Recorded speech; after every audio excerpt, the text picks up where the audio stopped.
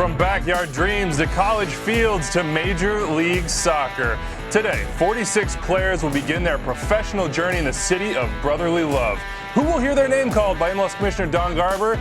We will find out together. Welcome to the MLS SuperDraft 2018, presented by Adidas. I am Andrew Wiebe, and we've got the first and second rounds coming to you live from the MLS Digital Studios right here in New York City, and I am joined by an amazing group of guys here. We'll start with Kalen Carr, the first of 3 first-round picks sitting at this very table. Go back to 2006, the number 10 pick of the Chicago Fire. He now is the host of The Movement and a fashion icon.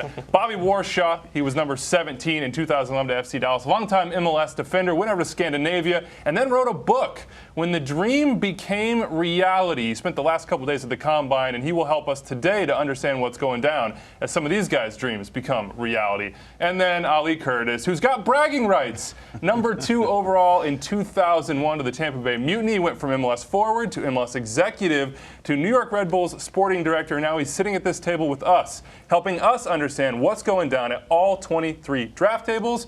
And Matt Doyle, who, look, you weren't picked, but that's okay. You're our tactical expert. You know these kids back to front. We've got a lot of news already going down here from the Super Draft. The trade this morning, Darwin Cerna to the Houston Dynamo from San Jose for allocation money. You've also got a big report coming down. LAFC perhaps moving into that number 3 position where DC United previously sat for allocation. Steve Goff of the Washington Post is reporting that. And we've got a signing. Norwegian international Joe Inge Berget, a forward coming into NYCFC. So much going down, and we've got Susanna Collins on the draft floor in Philadelphia. Susanna, how is it going? What's the vibe down there?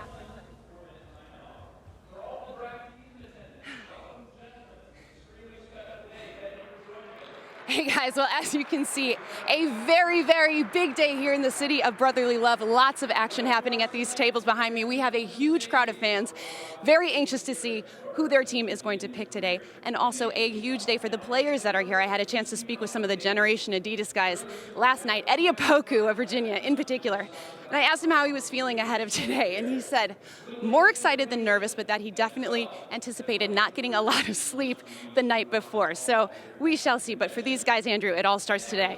It does, and the number 1 pick is coming up in just a few minutes. Matt McCune, throwback, all the way back to 1996. The KC Wiz took him with the first ever pick. Matt, there is quality generally available at number 1. What do we have in this year's draft to choose from? Well, it's still quality. I'm not sure that there's a difference maker in the way that, say, Jack Harrison was a couple of years ago, or Kyle Larin, Andre Blake before that. And look, there's still quality in the draft. It's still an important player acquisition tool. It is less important than it used to be, though, because if you look at the way MLS has evolved, especially over the last 3 years, the best young players coming into the league, they're either coming in via the homegrown system or via transfers from South America, in particular. Guys like Jesus Medina, guys like Coleman, who just arrived in Orlando City, maybe Barca will be joining them. These are all teenagers, and they're ballers, and it has adjusted the way I think MLS teams approach the draft. Yeah, I think teams still approach the draft very similar to the way they did years ago. I think when you're talking about level of importance, that's varied a bit. The draft has changed substantially over the last 10 to 15 years. You look at the GA class this year, there's 7 guys signed. In years past, there's typically 10 to 15. So even numerically, when you're thinking about those top young players, that's changed a lot. And much of it has been as a result of MLS investing a lot in youth development in academies. Started in 2007. Now you see this homegrown movement, and a lot of those top young players are now being signed directly to their teams. Lillard, Cam Lindley, who was just traded to Orlando City. And there's a whole bunch of them, Andrew. College soccer is still good, but it's not. It doesn't all filter through the draft like it used to. Not every player taken will have a productive MLS career, but you've got to be prepared, Ali. And some of these staffs will be more so than others, depending on their spot. How did you and the Red Bulls prepare? Well, I think every team has an opportunity to go and in market and watch a player play. That's the best way to really get a feel for if a player is going to be successful or translate into the next level. A lot of times when you go on road trips, when you go to D.C. To play D.C. United, you go and you watch Georgetown play, maybe you watch George Washington. So a lot of times during the season, it's the long season, you can go and you can watch players. And then just online and on television, you get a chance to really get a feel for a player. And then really, you know, aside from the on-field stuff, you really want to try to give a phone call to the youth coach. Maybe you know a parent.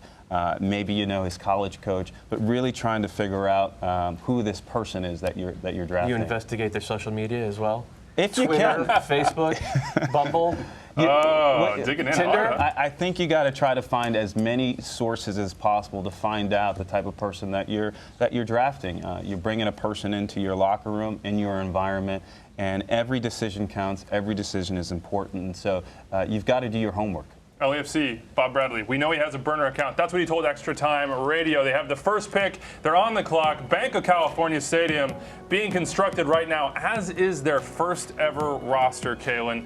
They've got the number 1. Maybe they get a difference maker, but ultimately it's a much bigger group they have to put together here. Well, they've got the right man to lead the charge, and that's Bob Bradley, probably the biggest signing of that club so far. You got to remember, led the only expansion team ever to win MLS Cup in its first year, Chicago Fire, 1998. Obviously international experience, but come back now to MLS at the right time in his career, the right challenge for him. He's got some nice pieces with Carlos Vela, so Gabor, some of these other Zimmerman within the league, and now it's his chance to build out that roster with some young, exciting prospects. And Bob Bradley looks forward to grooming these guys. Some coaches will say, how do I fit him? How do I fit him in? What do I do? Not Bob Bradley. He'll be excited to produce them, to groom them, and to help them grow. Bobby was at the Combine. Yeah. He watched these games firsthand. Who are the possible picks that Bob Bradley and LAFC, as you see at the table here, could go for?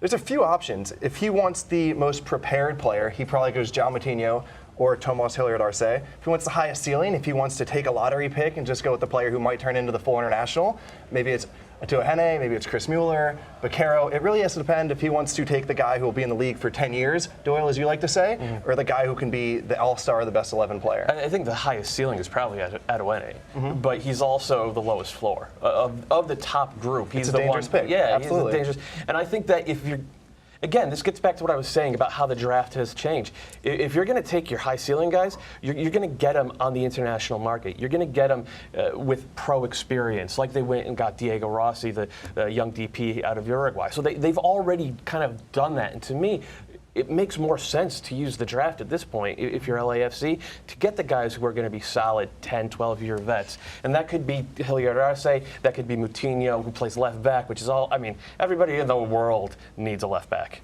All right, the pick is in. Let's go out to Philadelphia, where Bob Bradley and LAFC will find out who the first ever SuperDraft pick in their history is. Commissioner Don Garber will share that with us right now.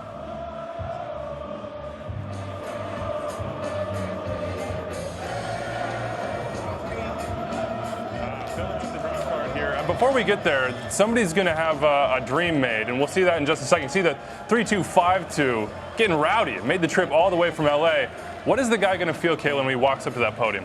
Well, this is the end of a long journey for these players. I mean, they started off playing, AYSO, then maybe make their way up through the college system.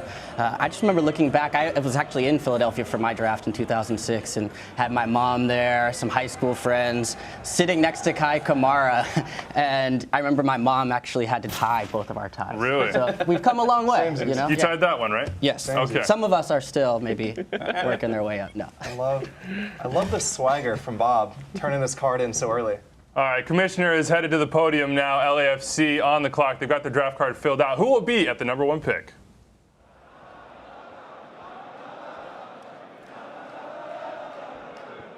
Good morning.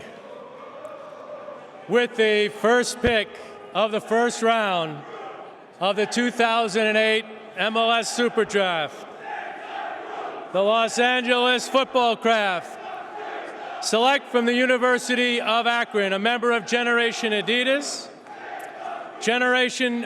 defender Joao Moutinho. The LA Galaxy are now on the clock.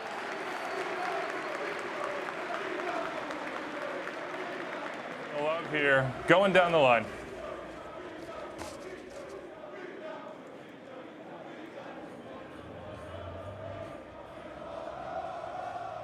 John Moutinho getting the handshakes, heading on stage for his speech. The streak continues. Generation Adidas signings have gone #1 since 2003. He's a defender. He's got a cultured left foot.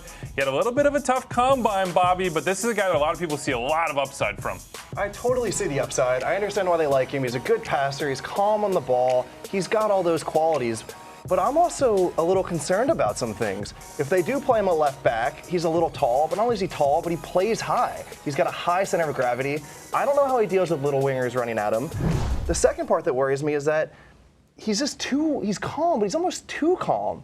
Andrew, he looks disinterested at times, which at the same time, I'm sure Bob Bradley is excited to coach out of him and get him to be a full professional day in and day out. You know who he reminds me of? Todd Donovan. Stanford.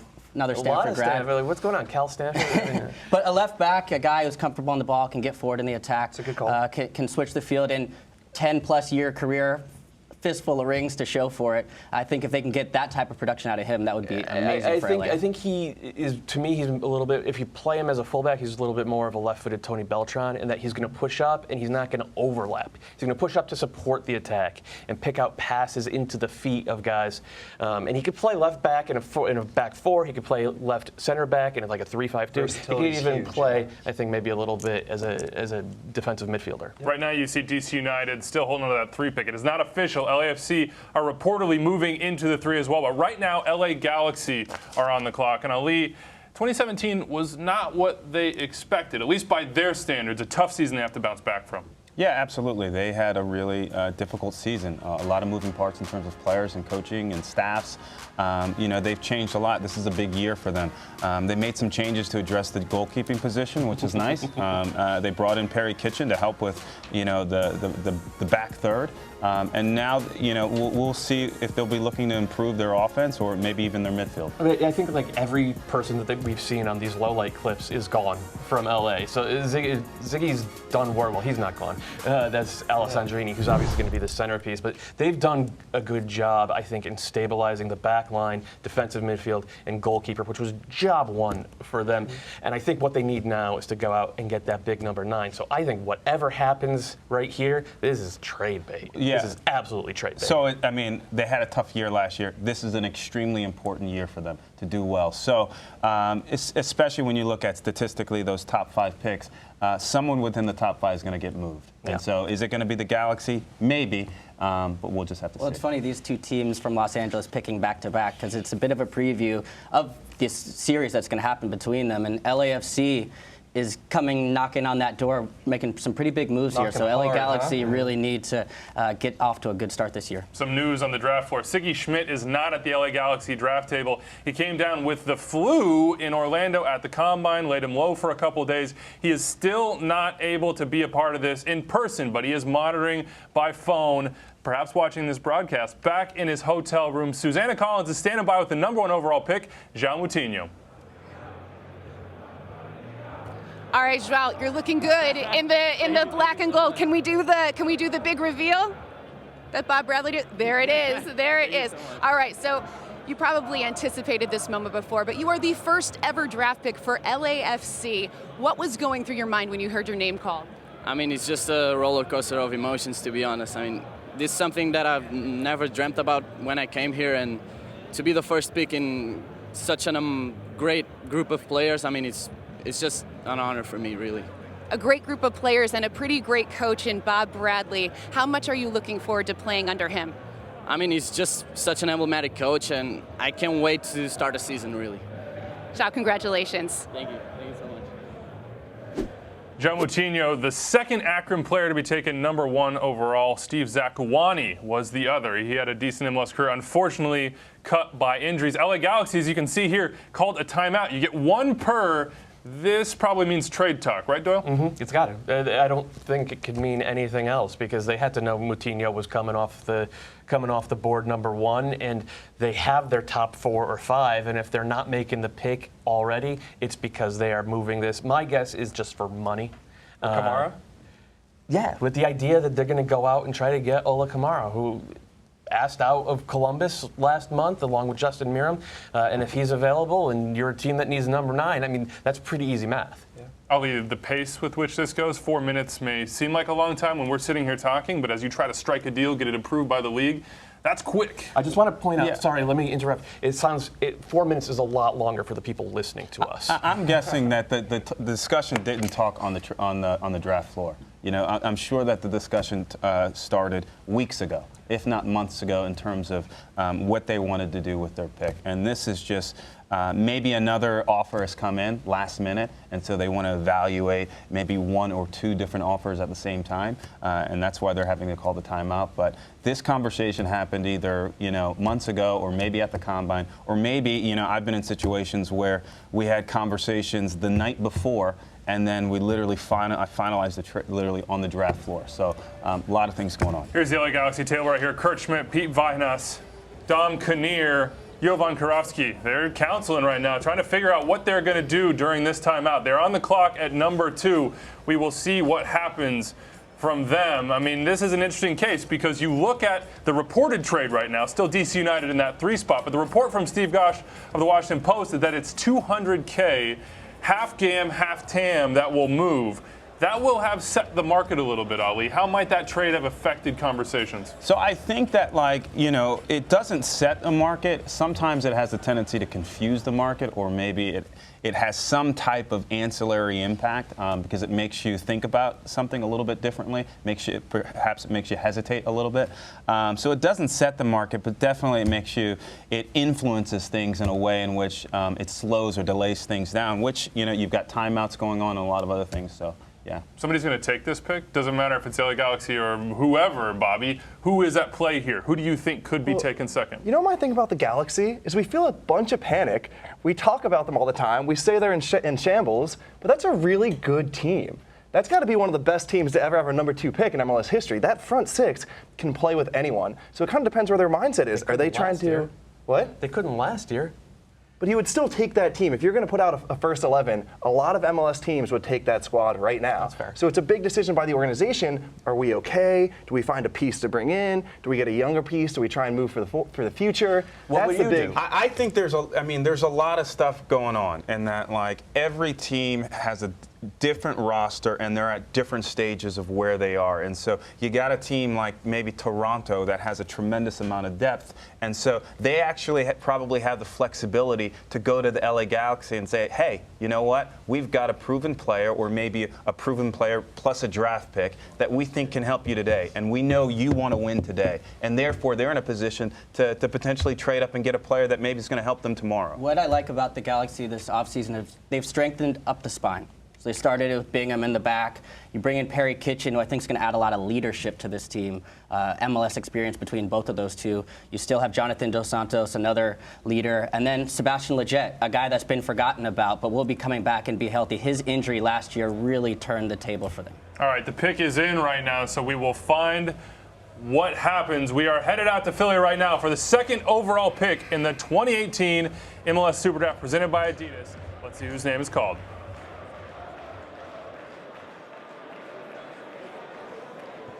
With the 2nd pick of the 1st round of the 2018 MLS SuperDraft, the LA Galaxy select from Stanford University, defender Tomas Hilliard-Arce. DC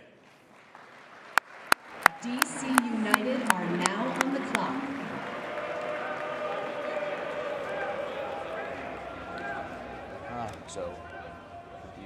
Tomas Hilliard-Arce, one of 4 seniors already signed before this MLS SuperDraft, comes out of Stanford, where he won 3 straight national titles. Certainly a winner. Some questions about his athleticism at the Combine. Bobby, I'll start with you. Stanford man, what do you make of him? The hardest thing about picking these kids is that you don't really know what you're going to get in an MLS club. It's hard to tell what skills, how good they are from college to pros. But Tomas is one of the guys that you can trust. It just feels like you know what you're getting day in and day out. So when he shows up that first day of preseason, you know what player to expect. All right, LA Galaxy may not actually hold on to this player. I'm just throwing out scenarios here. Jack Harrison was taken number 1 overall 2 years ago. He was traded a few minutes later. So that timeout, that may be something to come, Doyle. If they do hold on to him, where does he fit in? Right in the middle of that back line. And I think they should hold on to him because he is the I mean, you could see they need depth in central defense. You saw it last year, and as Bobby said, he's a sure thing. He might never be an all-star, but he's going to be a good defender in this league for a decade. So I don't, none of these players have played one game. So to Bobby's point, there's uncertainty. They've never played a professional game in their career. So anytime you have a chance to have a player that, like we talked about, 3-time national champion, 2-time captain, and he's right up the road 6 hours away from the Galaxy, they have an opportunity to see that player, to really get a sense of who that player is on and off the field. It reduces that uncertainty, and hopefully that pick is a lot. All right, 2 center backs with the Galaxy right now, Bobby, both on significant contracts. Skelvish brought in this offseason Siani last summer. Where does he fit in here in this 11? The thing about Tomas, it's maybe he doesn't fit into the 11 right away, but what he does really well is he holds his teammates accountable. And this is a team, as I said earlier, of stars. But the problem with that, guys, is sometimes they take games off. Sometimes they take plays off, and Tomas doesn't allow that. So even if he doesn't fit into your 11 right away, just the mentality he brings every single day could raise the level of this team. I could easily see him challenging for a spot. I spoke to the Berkeley coach about him. He compared him to Jimmy Conrad, actually. Now, Jimmy, I think, had the beer and the coffee, maybe a problem for him. But but when you look at this lineup here, the strength in the middle here stands out. Kitchen, Santos, and Santos. If he slides in here, this is a nice little spot. And then, of course, Leggett, so versatile, can play on the wing or tuck inside. But this seems to be the question mark up top. Can Zardes recapture his form from a couple years prior? Will he still be there, guys? That's the other question. He's involved in these trade They've got talks. to trade this pick. You don't take a timeout on the number 2 pick. Take the guy everyone thought you were going to take and not trade it at the end. Maybe it's what Ali said. Maybe it's they took the timeout and they thought they were going to get better offers and it never came. And they said, all right, you know what? He's the number 1 on our board. He gives us something solid that we can build on. All right, DC United on the clock right now. We will see what happens with this one. Of course, rumors of a possible trade. There are no doubts about where they will play this summer. It'll take a little while. They'll be on the road, but Audi Field is finally open. A gorgeous stadium here. DC United, Matt, bringing in some depth in central midfield. They do still have some work to do. They could use this pick, but all reports, all indications are they will trade it. Yeah, it's all indications are that it's already been traded to LAFC. Look, the number 1 guy, the 2 guys left on the board who are elite are John Bakero and Francis Atuani. Both guys are internationals. I don't think DC have a single international spot left. That tells me the pick's already been traded. When you look at the trade negotiations here and you hear the rumors of 200, half GAM, half TAM, does that feel like good value? It kind of resonates. It kind of makes sense. It seems appropriate and hits the market, in terms of that third slot. The question I have is if there was a trade involved, is there going to be another trade? Or is the team that actually traded to get the slot, are they actually selecting a player, or are they selecting a player if only to move them on? So there's a lot of different scenarios that could unfold. We just got to wait and see. DC United look calm, by the way.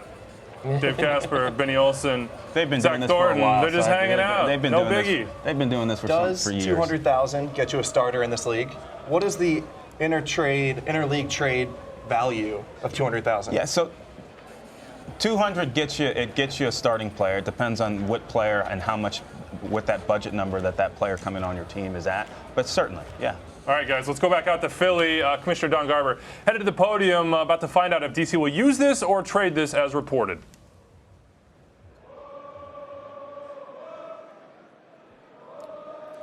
We have a trade to announce, and that is a trade involving DC United and LAFC. DC United have traded the 3rd pick in the 2018 MLS SuperDraft to LAFC for $100,000 in general allocation money and $100,000 of targeted allocation money. And with the 3rd pick of the first round, the 2018 MLS SuperDraft, LAFC select from the University of the Pacific defender Tristan Blackman. The Montreal Impact are now on the clock.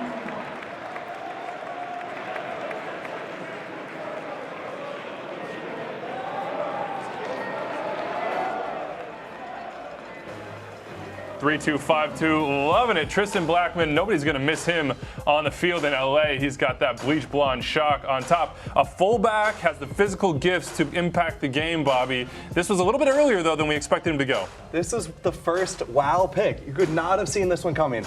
He had a poor combine, but going into it, he was a top-rated outside back. The one part about this is when you build an expansion team, you need depth, you need versatility. Like Moutinho, Blackman can play both center back and outside back. I guess. I mean, we haven't seen a lot of him playing a center back. He does have the size and the physical tools for it. It would be a learning curve for him. And bear in mind, they already have Bakero, who they signed as a free agent, and they have Omar Gavar, who's an Egyptian international, who's kind of more of a right back, maybe wing back type of player. It's a weird pick, but I think it shows that that domestic tag is worth more and more these days because teams, again, MLS teams have more money to use on their budget than ever before, so they can go out and buy internationals who are a little bit more proven than what you find in the draft. Absolutely. So you look at the injection of cash into the system over the last 3 or 4 years, and it gives teams a lot more resources to liquefy the market. And you look at now, you've got an expansion team. The expansion teams get more resources to make these sorts of trades, and they become pretty prevalent. So in 2015, you saw NYCFC. They made a move in the 3rd pick, and now you're seeing LAFC with expanded resources, and they're using those resources to in some ways that they want to get. If I'm Mark Segvers and Brendan Bai, who are the 2nd and 3rd right backs on most draft pools, you're doing You're feeling good. Yeah. You're feeling who had better combines than Blackman and shot up the draft board. With that being said, the combine it's an artificial environment that is 3 or 4 days long, and these teams, you hope, are making their decisions based on an entire body of work. That body of work being 1 year, 2 year, 3 year, or 4 year, but it can't just be a 3 or 4 day scenario. Don't knock the combine though, because Bobby was a combine hero, so you'll hurt his feelings. Listen, I was the combine MVP. I'm just putting. I don't know what to make of that. I don't know what to make of that. What are we talking about? We're not talking about Bobby Warsaw. Caleb, you mentioned 2 defenders here for LAFC, and they're going outside backs, it seems, because Moutinho projects on the left side. Why do you think that is? Well, I think LAFC is coming in more along the Atlanta United model. They're going to use a lot of money towards their bigger players going towards the attack, and then you fill out the rest of the roster with young players who can be versatile, play in the back depth. But you look at this back line, they've already got Walker Zimmerman, Simon, Jordan Harvey, Beta Shore, now some depth pieces to play around them. That back line is looking strong already. All right, the pick is in out in Philadelphia. Montreal Impact with 2 picks at the 4 and 7 here early in the 1st round. Let's go to Philly and see who gets taken with the 4th pick.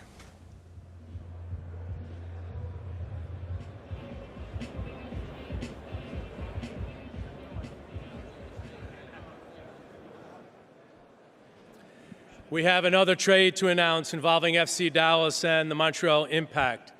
The Montreal Impact have traded the 4th pick in the 2018 MLS SuperDraft to FC Dallas in return for $200,000 of general allocation money. And with the 4th pick of the 1st round of the 2018 SuperDraft, FC Dallas select from the University of Michigan and a member of Generation Adidas, midfielder Francis Atu-Ahene. Minnesota United FC are now on the clock.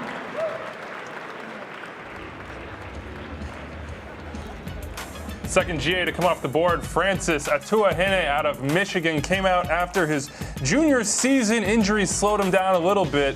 10 goals in the freshman season for him, and then it kind of slowed down. He needs to stay on the field, but FC Dallas trading up $200,000 in general allocation money to move into this spot. He was a 2-time all first-team Big Ten player. He's from Accra, right to dream, one of 3 in that Generation Adidas class. Had a nice goal at the MLS Combine. Late on, very, very late on, showed some explosiveness. Let's go back out to Philadelphia right now, though, because Susanna Collins is standing by with Bob Bradley, who had 2 of the first 3 picks.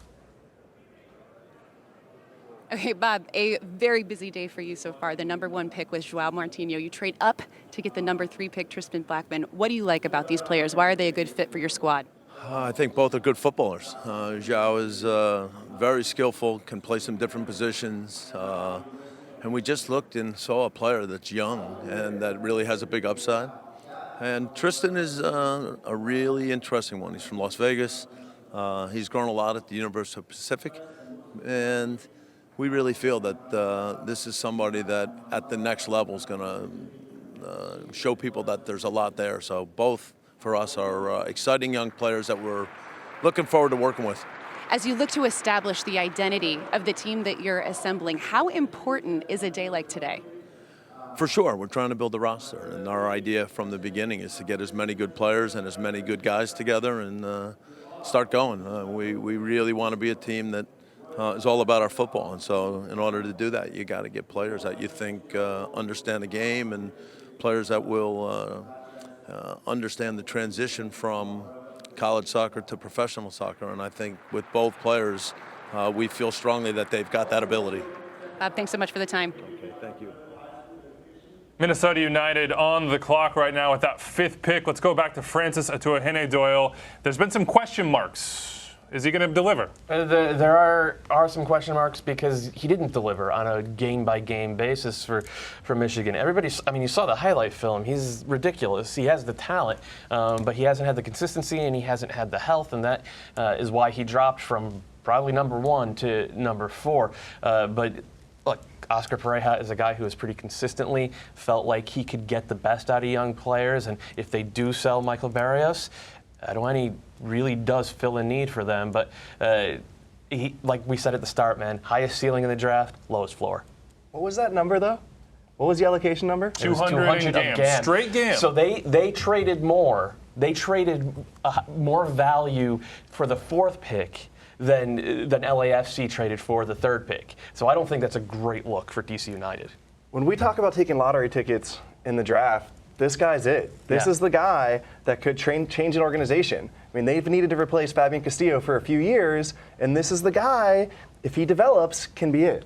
They've needed to find goals as well. You know, they struggled trying to find goals down the stretch last season. This guy gives you a chance. You see him on the turn. Atuahene can finish with both feet. A nice player. I think this is a good value pick at the 4th spot. Rumored to go as high as number 1 on a lot of You mock can boards. easily see him running onto through balls from Mauro Diaz. And we also saw, like, we talked about his finishing and his highlights. He hit some passes during the combine. He hit an outside of the foot slicing pass across 3 lines. 3 vertical lines to find a runner on the other side of the box. It was the best pass of the combine. The kid can play. Oscar Pareja's just got to figure out how to bring it out of him on a weekly basis. Well, Oscar can do that. He's an excellent coach when it comes to bringing in young players. I don't like the lottery ticket reference because I don't think you should be playing the lottery with the third pick.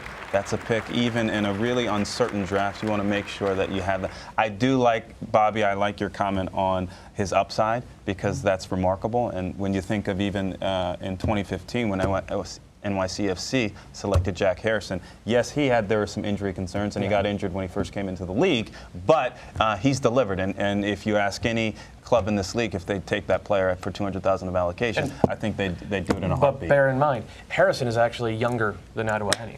So when you 21, just to put that up. Yeah, 21 years old. Yeah, he'll turn 22 in the middle of the season. So it's like we're seeing MLS get younger and younger by going out and getting guys like Coleman and like Barco, hopefully, and stuff like that. So I think there's less of a taste for developing a 21, 22-year-old than maybe there used to be. All right, a timeout currently for Minnesota United. Susanna is standing by there with Alexi Lawless and Stu Holden from Philly. Hey guys, all right, so neither of you were actually drafted at one of these events, but I want to ask to get the players' perspective, what's going through these guys' heads today as they're waiting to hear their name called? Look, they're thinking that this is the moment when they start their professional career, and so they're thinking about making money and being famous and having people talk to them and scoring goals and traveling the world and all that kind of stuff. The reality is that only a small percentage will fulfill that, but you got a dream, and this is the start of a dream for a lot of them. And Stu, for you, when you look at the teams that are here today, who has the most to lose and gain on a day like SuperDraft? I think LAFC, because LAFC need more players. I mean, I was looking at it before. They only had 12 players signed coming into this. Preseason starts in 2 or 3 weeks, so I think if they could take 8 or 9, they probably would. But knowing Bob, he's waiting to announce them later. But it's been interesting walking through the lobby here and seeing some of the players and meeting some of these young players that are going to be in Major League Soccer, just so nervous and shaking their hands, and they're, that anxiousness of waiting for their name to be called. Some, like Alexi said, might not get called, but then still have the opportunity to go into training camp, because ultimately there's a lot of roster spots that need to be filled out. But it's also about hedging your bets if you're these teams, because the reality is that I always thought that if you came out of a draft with one player that was significant, and significant means either a starter, that would be great, or a player that plays significant minutes, then I think you've had a successful draft. And I think that that's what they do, and they better have done their homework, and I think a lot of them have. In the past, sometimes people haven't done their homework, or they use it as an opportunity to acquire monies that they then go use on players that they might want. So ignore the draft at your own peril if you are a GM or any type of team. Guys, always great to see you. Thanks so much for the time. Thank you. All right, let's sum it up as it's happened so far. Number 1 overall to LAFC, Moutinho, the Generation adidas product out of Akron, 19 years old, one of 2 teenagers at the MLS Combine. Number 2, the sure thing, Tomas Hilliard-Arce, the center back from Stanford, 3-time national title winner. Tristan Blackman, Pacific. Francis Atuene of Michigan goes 4. We've already seen 2 trades go down. LAFC took a timeout. We think they might be talking. Minnesota United take a timeout. It's flying thick and fast in there, Matt. Yeah, it is. And we've heard rumors about maybe the Union trying to trade up and get a player in the top 5. We've heard it. I've heard a lot about the Fire maybe trying to trade up and get a player in the top 5. John Bakero is the consensus best talent left on the board. He's a playmaking center forward. There's also Chris Mueller from Wisconsin, who's more of a second forward type of guy. He just finds good spots in the attacking third. And then there's just a couple of good Generation Adidas players who feel more like flyers at this point. But the big name's the big guy, Wyatt Omberg from Dartmouth, 6'4". He's got to go next. Right? He's got to go to Minnesota. Minnesota United, you see them handing in either a draft card or a trade card. We will find out. They need to do some building as well. This, Kalen, has not been a busy offseason so far for the Loons. They finished the season actually pretty well, though. They not the best inaugural season, especially in comparison to Atlanta United, who kind of stole the show. But they finished strongly, I think 4-4-2 down the stretch. The big question for me with this team is, how does Abu Danladi and Christian Ramirez operate up top together, or can they? Is it going to be one at a time with Danladi coming off the bench as it was through long stretches, or can you get both of those 2 guys on the field at the same time working together? All right, a little note here for you. Chicago Fire have apparently taken a timeout as well. That goes back to what you said, Matt. Have you heard about who they might be interested in here? Who do you think it might be? I honestly don't know. I just have a hunch that it's going to be Bakero. Again, the best player left on the board, and he's a guy who you could play as sort of a secondary forward underneath Nikolic. And Bakero he's an artist with the ball. He's a guy who can beat guys just by being more skillful and has the vision to make special plays. And there are questions like, could he be a lead the line forward because he's not super athletic? Well, if the Fire take him, he's not playing as a lead the line forward. He's playing as an in-the-pocket playmaker. Bobby, you loved him at the Combine. I loved him, but I also have concerns about, like you said, about his engine. Where do you fit him into a team? But that's not a concern with the Fire, because he's a similar player to Nikolic. He's not chasing into the channels. He's going to get the ball at his feet. He's going to get in the box. And they've got David Accam out wide to run in behind and be the speedster. So I really like Bakero. I have concerns, but those concerns aren't as important if he does go here to the Chicago Fire. You said Nikolic. Can I throw out the name Michael Delu? Yeah. He's a guy who's been injured, who played in that pocket, who has some of those similar abilities. Do you worry about athleticism as a GM, Ali? Or are you just like, look, he's a good soccer player. He will fit in. He will make plays. I think you worry about everything as a GM. I mean, you're in it to win it. I mean, everything counts. I think what I find most interesting is that maybe a little bit different than years past is that every club has a different opinion about the same player. And so with that, there's all this uncertainty, or there's differing opinions about where you value this player or where he goes. And so I think that's why we're seeing this trade market a little bit more active than maybe in years past. It's just because there's just so many different opinions about the exact same player. Ali, you mentioned the scouting departments for these clubs, and a lot of it is regional. I look at a guy like Mueller in Chicago being in Wisconsin. he fits that role this team needs, someone who can really create from underneath. The Fire haven't had that guy. They've been rumored to be on the market for a player like Lee Nguyen. New England Revolution, Brad Friedel not want to giving him up at all. So I think Mueller is a nice pick, a good target for Chicago, especially with the Midwest connection. Mueller is a Chicago kid, and he played for, I think it was Chicago Sockers or the Magic, and he turned down the Fire. Because he wanted to be loyal. In his words, he wanted to be loyal. Yeah, so there you go.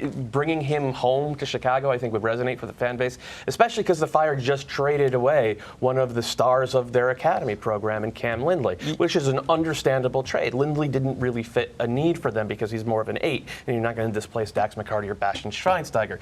Mueller, again, a Chicago kid, he, like Kalen was saying, he fits that spot right there. So with that being said, it's nice that a player is local. It's nice that the player is, from the community. At the end of the day, he's got to be able to play, though, because you want to make sure that whatever player you're bringing in, you hope that he's around there for 10 years, So I really think that, and I know Nelson, Pano is an intense guy as well.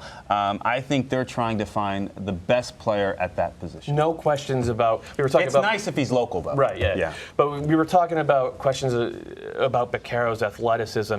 No questions about that with Mueller. He tested out as the quickest guy at the combine. Also, I think very fast, north-south, but more his ability to create separation in tight spaces. Both those guys maybe looked the best on the ball at the combine. They're also signed to contracts right now. 2 of the seniors of the 4, Thomas Hilliard-Arce already off the board, signed 2 contracts. How does that play in when you're making a choice, Ali? Well, I mean, you understand the economics, and you understand that the guy, if he's signed, that you can place him right on your roster, as opposed to if you do draft someone in the top 5, you want to make sure you bring him into camp, and all of a sudden they want to go try their hand in Europe or some other market. So it's good to know what you're getting, whether that's from a contract perspective or whether or not you know how they what their left foot looks like or how fast they can run. Here's a question. We're talking about draft prospects, all that, this, that, and the other. Bastian Schweinsteiger just re-signed with the Chicago Fire. That is a bigger move than anybody they pick up here, Kalen. What did that mean for this franchise?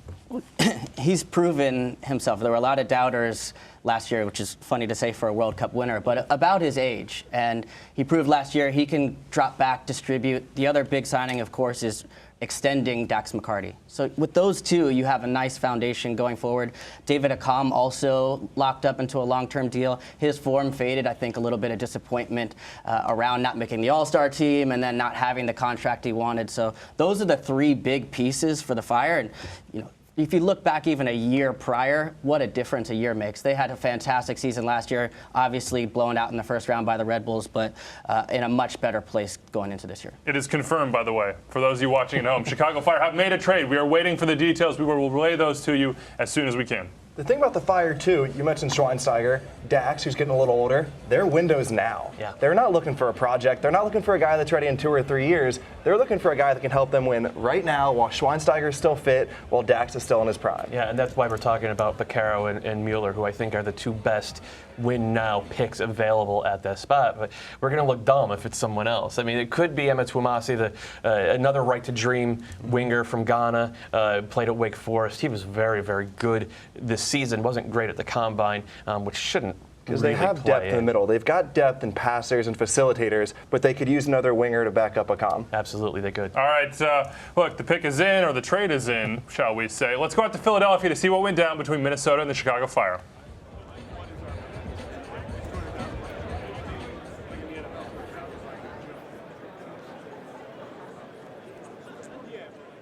We have a trade to announce involving Minnesota United and the Chicago Fire. Minnesota United have traded the 5th pick in the 2018 MLS SuperDraft to the Chicago Fire in return for $75,000 in general allocation money, $100,000 in targeted allocation money, and the 15th overall pick in the first round, as well as a player to be determined. With the 5th pick of the first round of the 2018 MLS SuperDraft, the Chicago Fire select from Wake Forest University and the 2018 MLS Combine Tom Fitzgerald Most Valuable Player forward John Bakero. Orlando City SC are now on the clock. John Bakero, the son of Jose Maria Bakero, a legend at Barcelona with the Spanish national team. His pedigree is incredible. His stat line in his senior year is right on the same. 16 goals, 14 assists, Mac Hermann Trophy Award winner. What are they getting? How's he fit in? They're getting a guy who played primarily as a center forward, but he was a playmaking, come off the line center forward. I think for Chicago, he would play underneath Nikolic and just be kind of like a floating number 10, almost in a 4-4-1-1. I love him. He's the best player in the draft, but I do worry about his ability to create separation on the ball. I think he's a football player. Yeah. You know, he knows how to play the game, and so he's got a good bit of skill. He's talented. He loves the game. He should fit in well with Bono. All right, let's talk Minnesota, because the trade goes down. They get a haul of, let's see, 175 combined allocation, the number 15, and then there's that player to be named later. We don't know who that guy is just yet. Is this a win for Manny Lagos and the Loons? It depends on how they use all of that allocation money they just got, and it depends on who that player is. I mean, we don't know enough about this to say whether or not this is a win for the Loons. I'm surprised they didn't go with Holmberg, who, again, 6'4" center back, left-footed, distributes well, runs like a deer, tested out as probably the best athlete in the draft. But they have their needs, and we will just have to see. That player to be named later, that is part and parcel having to notify that player. So we won't know until they know. Orlando are on the clock. Bobby and Kaylin, you're taking a look at what they've built so far down in Central Florida. What do you see? I love talking Orlando guys, because what I view them doing is so different than what you guys view them doing. My dream is that Jason Christ goes back to the diamond that did him so well at RSL. Pass, move, but the big talking point here, Sasha at the 6. He was a 10. He was a playmaker for Red Bulls. I'd love to see him drop deeper and facilitate more than playmake. Bobby, I'm looking at your lineup here, and the one thing that stands out to me, Kyle Larin up top. You feel confident that he's going to be there amidst a lot of rumors, obviously seen pictured in Turkey. Can he still fit into this locker room? I understand he's still on the roster. Listen, he's on the roster. When Kyle Larin's on your roster, you put him on the field, but at the same time, they might actually be better if he leaves. Listen, this whole organization needs a reboot on the field. They need a new approach, a new style. So am I confident? No, not at all. Well, I actually think they may likely move him. I think Dom Dwyer plays better as a central striker. These two didn't really find their form. I'm going to take Kyle out of the lineup here. Come on, Kyle. I know you don't want to go, but Chris Gita comes in. I think this is going to be moved around quite a bit. You can help me, Bobby. There you go, right up there. And I think Sasha comes up forward right here. And it starts to look a little bit like this. I think they've built it around Sasha. Christ is going to give him the keys to run the offense moving forward.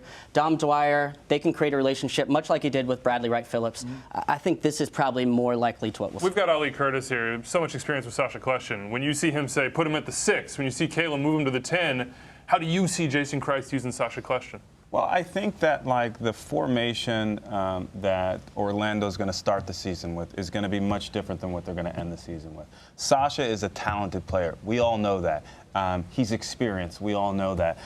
His skill level and talent, he can play a number of different positions within the midfield. It really will see how that team as a unit gels together in terms of where Sasha's actually going to play. Can he play on the outside? Absolutely, because he's skillful enough to be able to serve a great ball in there. Is he tough enough to be that number 8 and really kind of shepherd the midfield in terms of defensive and offensive responsibilities?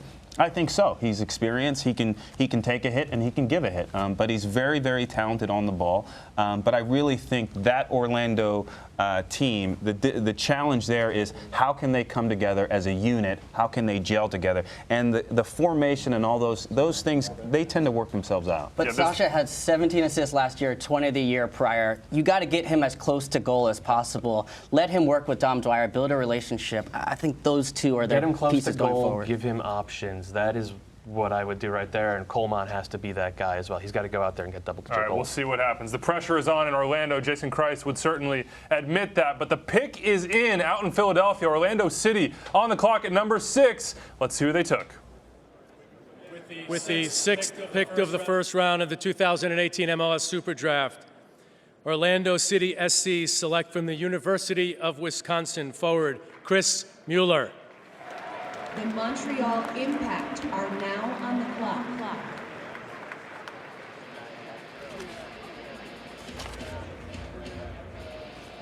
Chris Mueller spent 4 years at Wisconsin, led the nation with 20 assists in 2017, had 9 goals to boot. He's the Big Ten Offensive Player of the Year, a second-team All-American, a solid career, but he really blossomed in his final season, Bobby. What do you see when you look at Orlando? How does he fit in? What's his ceiling?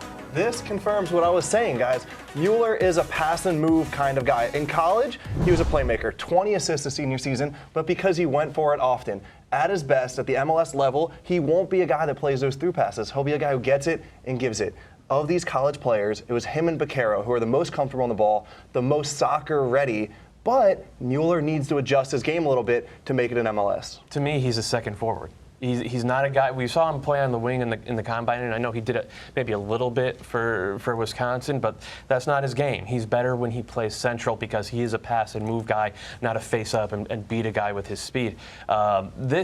I don't want to say it confirms to me that Jason Kreis is going to play that 4-4-2 diamond, but I think it makes it likely. It pulls me in. I'm still way away. I told you so. I'm nowhere near Sasha Kljestan is the number 6, though. Okay. Sasha Kljestan is not going to be a defensive midfielder, Bobby. All right, look, Montreal Impact on the clock right now. They traded away the 4th pick. Ended up being Francis Atuahene to FC Dallas, but they're on the clock now.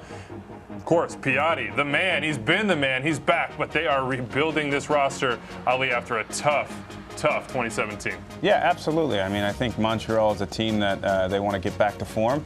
A change in coaching staff. Piatti's an unbelievable player, as we all know. They want to make this pick count, but Montreal has been a really, really solid team in terms of how they've built their roster with internationals, as well as balancing a few things out with the draft. So it'll be interesting. Well, they've definitely gotten more Canadian lately between getting Raheem Edwards and that trade with LAFC, and then they just signed Petrasso, who are the guys I think will be starting at the fullbacks for them. They still have Balou Jean-Yves Tavla, who is one of the highest upside young players in the league, but the question is, how much longer will they have him? And the fact that he's a question mark and Piatti is maybe going to play central leads me to believe they're going to take a winger. All right, Remy Gard is the new head coach here, and that's worth mentioning. You've got a guy who has a lot of experience international. Lyon, of course, came up through that academy, was a great player in his own right as well. What do they get here? What do we think the direction of the club is going to be, Kalen? Well, they need to get younger. Patrice Bernier, Donadel, some of these guys. Patrice obviously retired, but this club has young talent. You want to see Tabla get some more opportunities. Jackson Hamel up top, I think you should give him a run out. See, he scored goals in limited minutes. Strengthening through the academy, through the draft, this is the type of club that needs to use these mechanisms to get better because they have some experienced top-end talent in a guy like Piatti. They just need more pieces around him. And I think from now until probably you're thinking maybe the 10th to 12th pick, you're not so much picking positionally as you're picking, okay, is he a GA or a college senior, so therefore I can put him on my supplemental roster because he won't hit my cap. Can I get the best player available, I think, is what you're really trying to get. Bobby, who are those players? Well, Montreal needs talent. Let's not beat around the bush here, guys. Montreal has a lot of work to do.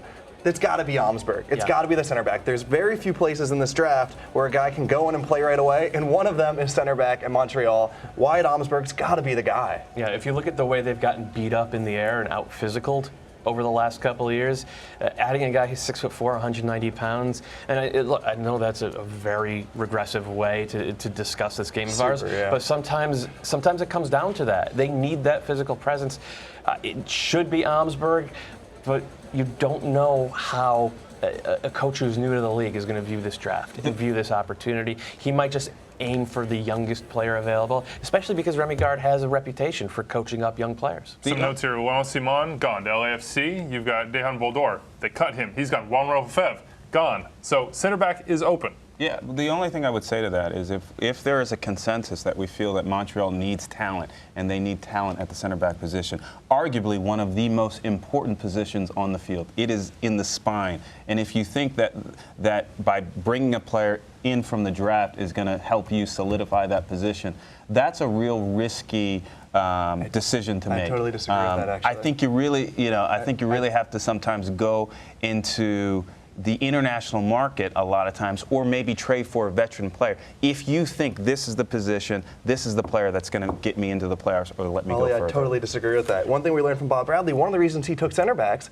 because they're the one position that can translate from a lower level to a higher level easily. When you see a good center back at the youth level, at the college level, it's easier to predict that he can be a good professional level. Not to mention the qualities you need at that position are the kind of qualities you groom in college soccer: accountability, discipline, hard work, organization. So to me, center back is the most predictable and the best position to take in a draft. So I don't necessarily agree with all of your analysis, but what I would say is that, so LAFC was in a much different position than Montreal. They already have 2 established center backs on their roster, whereas the consensus amongst this panel is that Montreal does not. And therefore, that puts LAFC in a much stronger position to select a center back as opposed to a team that needs a center back to be their starter. I don't disagree with you that bringing a defender in from the draft, it's a different type of position. It's a little bit easier to translate and move into the professional ranks.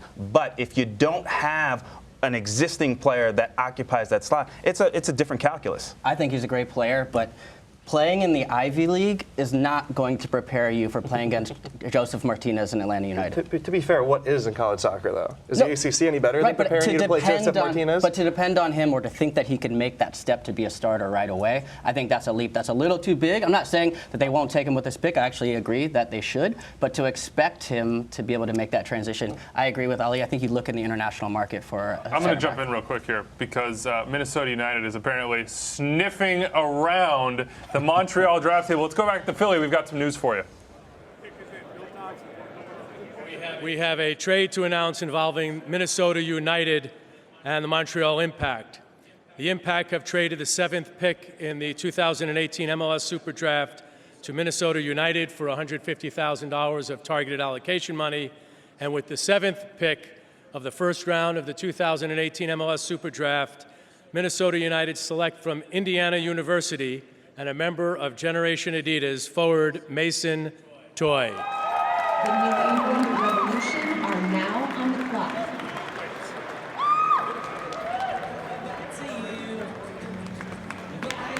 Mason Toye came out as a freshman out of Indiana where he led the Hoosiers in goals. 6'3", 190. He is a physical specimen. You can see there, those legs remind me a little bit of Thierry Henry. 10 goals, 2 assists in his first year. First team all Big Ten. He's been with the U.S. U20s in camp, the U19s too, with Brad Friedel. Thought he might go to New England with these picks afterwards. You see they have back-to-back in 8 and 9. He's a little bit raw, though, Doyle. He quit soccer at one point, actually, to focus on basketball. Yeah, he's a multi-sport athlete, but he plays the game with a certain amount of grace for a big guy. And this goes back to what they did last year when picking Abu Danladi. Adrian Heath said, the plan, year 1, get him some minutes, year 2, starter, year 3, star, sell him.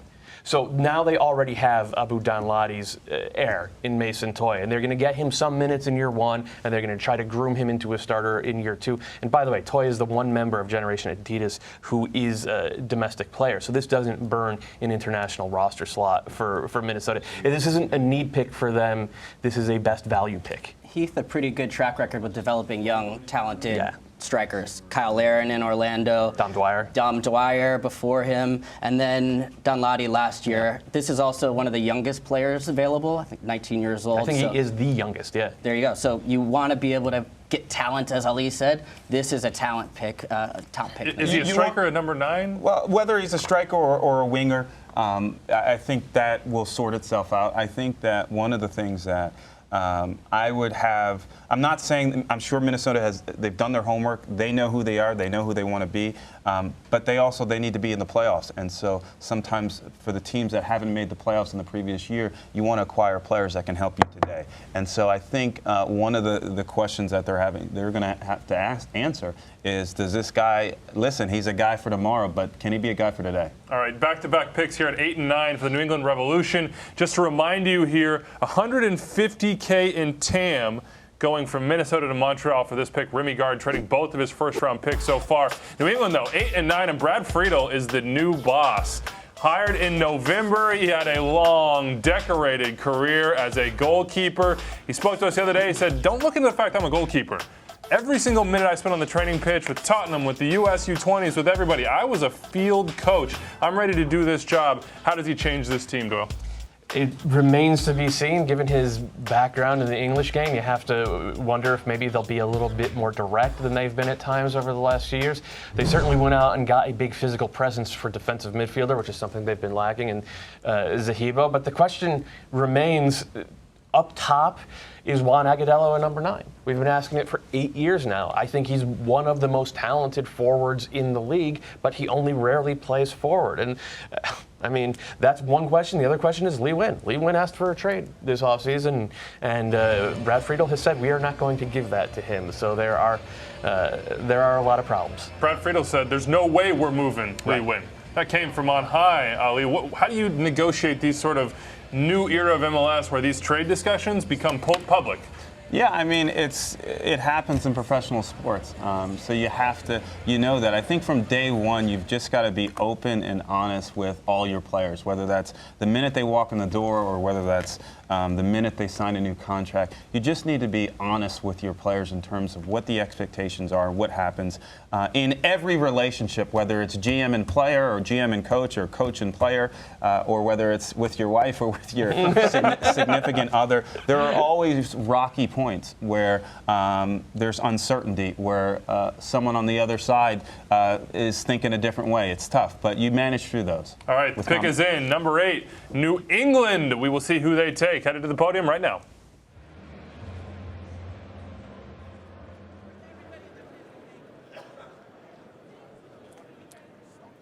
With the 8th pick of the first round of the 2018 MLS SuperDraft, the New England Revolution select from Western Michigan University defender Brandon Bai. The New England Revolution are now on the clock.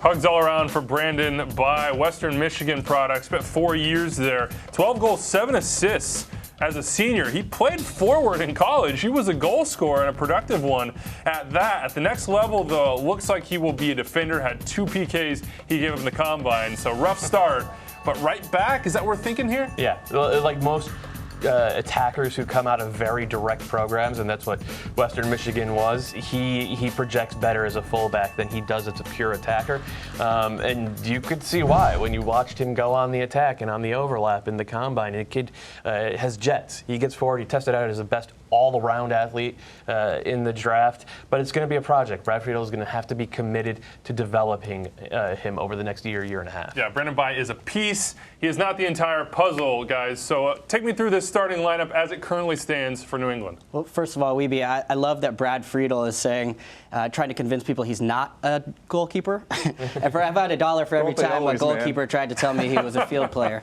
But when you look at this lineup, Bobby, you'll see a lot of similar pieces for me, attacking wingers.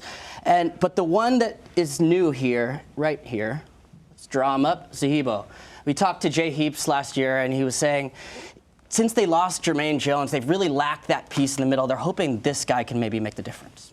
You put me on the spot about Kyle Larin. How are you feeling about this one? You confident? Actually, I'm not confident. I think, but when I talked about them having too many pieces, this is what I could see happening. If Lee Nguyen does move, in comes Fagundes, who shouldn't be on the bench, obviously. Too much talent for that.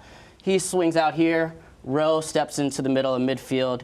Attacking talent. This guy's been underrated, emerging with the U.S. men's national team. This is what I'm talking about with just a cluttered attack. I actually think in some ways Friedel would be better off moving a piece, and Lee Nguyen is the one with the most value. The problem with Zahibo is that Agudelo, Fagundes, Caldwell, Rowe, they see the game in a certain way. They like short passes. They like combinations. I'm not sure Zahibo can do that. So you want to bring in the muscle, but if he doesn't see the game in the same way as the other guys, who knows? But I'll tell you, I'm looking forward to the Lee Nguyen saga. We don't have much of this in MLS. We don't have many guys fighting over contracts like this. So clearly Brad Friedel's stressing, but for the drama of it, I'm kind of stoked. Actually, I think Brad Friedel's not stressing at all. I don't think they're very worried about this one. Lee Nguyen, one of the most productive 10s in the league, though. 11 goals, 15 assists last year. When you navigate this, when you see how they moved it around, Doyle, I mean, that makes sense. You love Kellen Rowe. I do love Kellen Rowe, and I think it's probably time to put the game at his feet, so to speak, in that number 10 role. And now is probably the time to sell on Lee Nguyen. He's 31 years old in his best years. I mean, I still think he has good years ahead, but his best years are probably behind him, and there is a market out there for Lee Nguyen. And given that Brad Friedel has been pretty explicit about wanting to develop young American players, wanting to have a younger, more energetic roster, I don't understand why you would sit on him. I don't understand why you wouldn't make the move if there are takers out there. Well, he's a really good player. He's been... Not if he's sitting in the stands because you won't play him. He's been an under 10 player for a while, and what you don't want to do is you don't want to set precedent as well. As much as a player gives his word when he signs a contract, you have a commitment to that player as well. And so, I'm not privy to all the different closed-door conversations with regard to Lee and with the organization, but from all my experiences, that club is usually fairly direct in terms of what their expectations are. So, should be interesting. You talked about young American players, Doyle, and we're talking about Kellen Rowe, years into his deal, maybe getting the opportunity to play his best position. Brad Friedel spent time with the U.S. U20s. He told us in an interview down at the Combine that he believes in those players. He wants to bring them through. It won't just be about high-profile signings, but when you hear that, Kalen, what do you think? How difficult is that to actually bring young American players into the fold to develop them? Well, it's important because when you look at even the last cycle for the U.S. men's national team, if you wait too long on a guy like Kellen Rowe because he's been on the bench or hasn't gotten opportunities, you might miss out on a talent and some of the best years a player has to offer. So getting him on the field, I think, is a priority. Fagundes, Nemeth, they've got a lot of similar pieces, so I think to Ali's point, they just want to make sure they get value, the most value for whichever piece they do move on from. And they've shown that. They moved Kai Kamara. They're not afraid to make a big move. And Juan Agudelo will now get his chance to lead the line. Let's get out to Philadelphia. They have the number 9 pick, the New England Revolution, do back-to-back. Let's see who they took.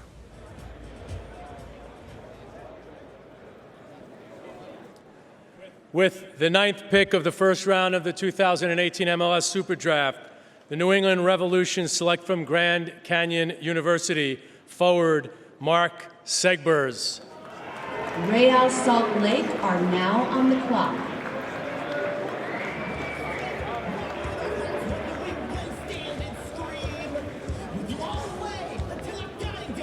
University of Wisconsin, that's who produced Mark Segbers. 4 years there, 5 goals, 7 assists in his senior season, 21 starts. Surely benefiting off playing with Chris Mueller, but quite the player himself. Second team All-American, 5'9", 158, probably projects more as a winger. Bobby, what did you see from this guy? This has me stoked. Another guy just like Brandon Baev, very similar players, converted to outside back. But this just shows the direction that Brad Friedel wants to take this organization. 2 strikers he's going to try and slide in somewhere in the back line, probably right back.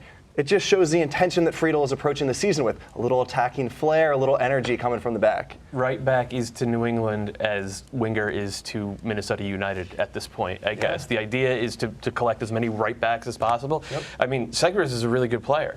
But like you said, he's basically the same player as Bae, and basically, I don't really understand the idea of sort of doubling down on that type of guy, unless one of them is trade bait. Outside back's been ignored in this league, Ali, so it's nice to see some emphasis right put on it. Right back has been a sore spot around this league, but the Revs have Andrew Farrell, who wasn't great last year, but they just re-signed, by the way. Who they just re-signed, and then they take 2 more. It's like I don't get it. But he can play in the middle. Farrell can play in the middle as well. Maybe that's the idea of moving him inside. Not well. And this kid has also played, he's a winger by trade. So what's to expect that he's not going to be a winger at the professional level? Teal Bunbury re-signed as well. I'm going to throw something out here, guys. We've got 3 Generation Adidas picks taken, 4 still on the board.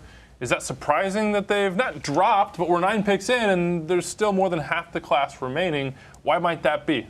You know, we talked a little bit about earlier in the show in terms of every club has a different opinion about the exact same player. So it's really uncertain in terms of you know, where these players are going because everyone's got a different opinion. All right, let's get out to Philadelphia. Susanna Collins is standing by with Brad Friedel, the head coach of the Revs.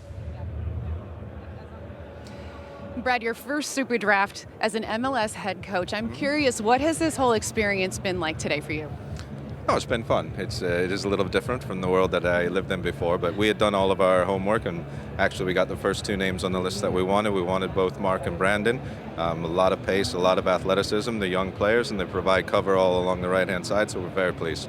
You've talked about the importance of developing young American talent. You now have two more on your roster. How do you see them fitting in with the squad that you have so far? Well, like any player coming into the professional game for the first time, it'll be an adjustment period for them. It would be difficult for them at first, but like I said, they have a lot of athleticism, a lot of pace about them, so hoping they can adapt quickly. We've just signed Isaac Enking, another young player from our own academy, so we're going to have some youth and experience there, and hopefully we can cause a lot of teams some problems. Brad, thanks so much for the time. Thank you. RSL on the clock, as you can see before that pick, guys. He's talking about young American players, and I'm sitting here thinking about TAM and how that impacts those young players, how it may change their opportunities. Ali, when that came into the league, what was that a signal to? To whom? To which players? What do young Americans have to think about when they sign? I think, you know, no matter the mechanism, I think when more money gets injected into the system, generally players are excited about that. There's opportunity. You improve the quality of your roster. I think that the league, a lot of times what goes noticed is the injection of money at the top, which is TAM and things like that, and you bring in those higher priced players. But also, the league is also injecting money into youth development, and a lot of these young players are seeing opportunities that they otherwise may have not. So, you know, at the end of the day, they say you get what you pay for, but there's a lot of opportunity to strengthen your team, and it gives players the promise of maybe bigger contracts. MLS making unprecedented investment in youth development. Salt Lake, other teams like that, just called a timeout, I'm told, is a good example of that. FC Dallas, but TAM is going to mostly foreign players right now. It's not being distributed evenly across a lot of the American players. I do think it is an interesting talking point from the standpoint of, you know, are we investing in that moneyed part of the roster to American players? I'm not quite sure, especially with clubs that are getting this injection. Most of them right now are looking to go to Central and South America to spend. But I think, but as you know, as an organization in the club, I think you try to acquire players without bias, and that if you have a pool of money, you want to get the best player for your club that fits your club, that can add value, that can get you into the playoffs and maybe win an MLS Cup. Doesn't matter whether they're a domestic or an international. Now, yes, we want players that also not only represent our local community, but also represent our country. But there's no I would say there's no silver bullet. You know, when you look at the composition of a roster, it's all over. It's all over the globe, all over the map, whether there's homegrown players or whether there's international ones. TAM and DP don't mean on the back end of their career anymore. Doyle, now it's more often the front end. We saw Josue Colman with Orlando. We look around RSL. Jefferson Savarino is one of those guys. These young South Americans that are coming in, it's going to change the league. It is going to change the league, and it's just good cap management as well, because a young DP like Colman or Savarino costs you $150,000 against that cap. And that's, you're suddenly saving, that's almost $400,000 that you save if you're a GM and you have to manage that budget somehow. And that allows you to maybe go out and get a veteran center back, and that allows you to maybe address a need at D-mid. And if you have TAM, you can go out and sign a player. This is what the Sounders did last year. They went out and signed Kelvin Leerdam at right back, and they paid him $1 more than the maximum salary, so that they would then have the ability to use TAM to pay his cap hit down to $150,000. And that's a way to create more cap space as well. I need to point something out here, man. We talk about TAM, we talk about these exciting new players coming into the league, but you cannot win in this league without domestic players that you can trust. You need good American talent who knows the league, who knows the different parts about MLS, the travel, and this is where you get it, right? You need the guys from 150 to 250 in your salary budget who are American, who you can count on to win in this league, and that's what we can never forget. For as exciting as these new players are, you can never undervalue those nuances and those intangibles. I think you got to yes and yes. There is, like, you look at the composition of a roster, it's all over the map. You need a little bit from every bucket. And, you know, we've talked a little bit about American players and is that really touching the TAM? I remember one time there was a player that came into the league. He was a Generation Adidas player, then worked his way up, and then all of a sudden, you know, I offered him a TAM contract, and that's Dax McCarty. So there is that opportunity for American players. Really, these clubs are doing the best jobs they can to strengthen their club in any way they can, and from a cap management perspective, but also at the same time, they've got to manage their budget. I do, to some respect, I agree with you in terms of the bedrock of your club, at least from a 34-game season perspective. You need those guys that are between 150 and call it 250 because those are the guys that are going to show up on Saturday every week. Exactly. That's important, but it's very, very important to have these TAM guys. You need guys that are very, very special, and sometimes those special guys it's difficult to get because of the price. If you're looking at the model, Toronto FC. Yep. They've used every mechanism possible. They've gone the DP route. They've used North Americans. I think 8 of the 11 starters at MLS Cup were North American players. They've used the free agency with Drew Moore. They've used the draft with Bono. So it really is about how you build a roster out from all these different elements. Either way, I just think you've got to maximize in every single bucket. Homegrown player, draft, re-entry, expansion, TAM, designated player, the whole gambit. You've got to get value. I got to jump in, Ellie. That is every bucket. And we've got some news coming from Philly. You saw the timeout by Real Salt Lake. If you've been watching, you probably know what that means. Let's go out to the draft floor.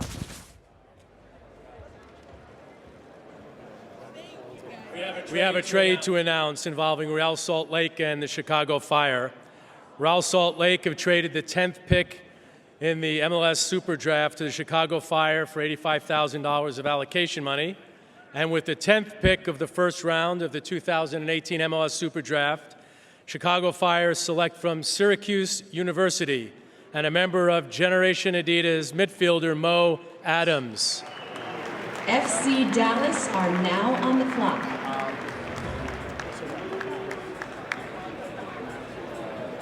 Mo Adams getting his dap there. Came out as a sophomore out of Cuse. Didn't make it to the combine, though, until the very final day. Had some visa issues that held him back. He trained this summer with Sporting Kansas City. He played with Reading United, so Philly knew about him as well in PDL. He also had stints as a academy player with Nottingham Forest in Derby County. He comes in probably one of those deep-lying central midfield spots. I look at the depth chart and I see Bastian Schweinsteiger, I see Dax McCarty, and I don't see a whole lot behind them. Yeah, now he's behind them. He's a destroyer who will sit deep in the central midfield. Maybe if you pair him with Schweinsteiger, he pushes forward a little bit and becomes kind of a box-to-box type of player. But I think in his heart, he's a number 6. He's a guy who wants to get out there and destroy the game. He keeps it very, very simple on the ball, which is near and dear to Bobby's heart at that position. Love that. No, you're exactly right. This is a pick that has me really excited. Mo Adams has all the raw tools for him now to go and play behind Schweinsteiger, behind Dax McCarty, and learn the flow of a game, learn how to organize players, his center of gravity, his movement, defending, getting down. I'm just excited about this pick. Most of these picks, I'm like, that might work. This one will be good for the kid, good for the team. Chicago needed depth in the midfield. Yep. They lost Juninho. Alvarez goes down to Houston. Mihalovic, Deleu, both out with ACL injuries. So they need players who can play minutes early on. All right, by my count, that's been 5 trades and 10 picks in this 2018 Adidas MLS SuperDraft. Susanna Collins is standing by with Mike Pecky to explain RSL's side. All right, Mike, you just traded your pick to Chicago. What was behind that, and what are you looking to accomplish here today? Well, what was behind is that we feel that we got our number 1 and number 2 pick already. Aaron Herrera, who we got from our homegrown, is a top 3 pick in this draft this year. Corey Badd is our first-round draft pick. So we were looking for 1 or 2 players that if they fell through to our position, we would have taken, and they were drafted already. So for us, it's getting a little more money, a general allocation money, and we're very happy with Corey Badd and Aaron Herrera. Well, Craig Weibel has said that these young players will get the opportunity to play, but they have to earn it. How do they earn it? They earn it by showing up every day and showing that they're their best player at that position. It's not rocket science. It's as simple as that. So, like I said, in our two players, Corey Baird and Aaron Herrera, we feel that they can come in and compete, and they're definitely big players for us for the future. Mike, thanks for the time. Thank you very much. RSL trusts the young players, no doubt about that. On the clock now, FC Dallas, they do the same. Let's go right back out to Philadelphia for that 11th pick.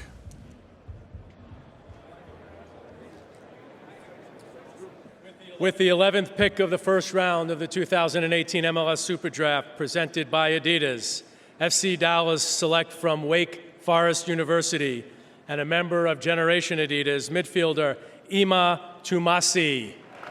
The San Jose Earthquakes are now on the clock.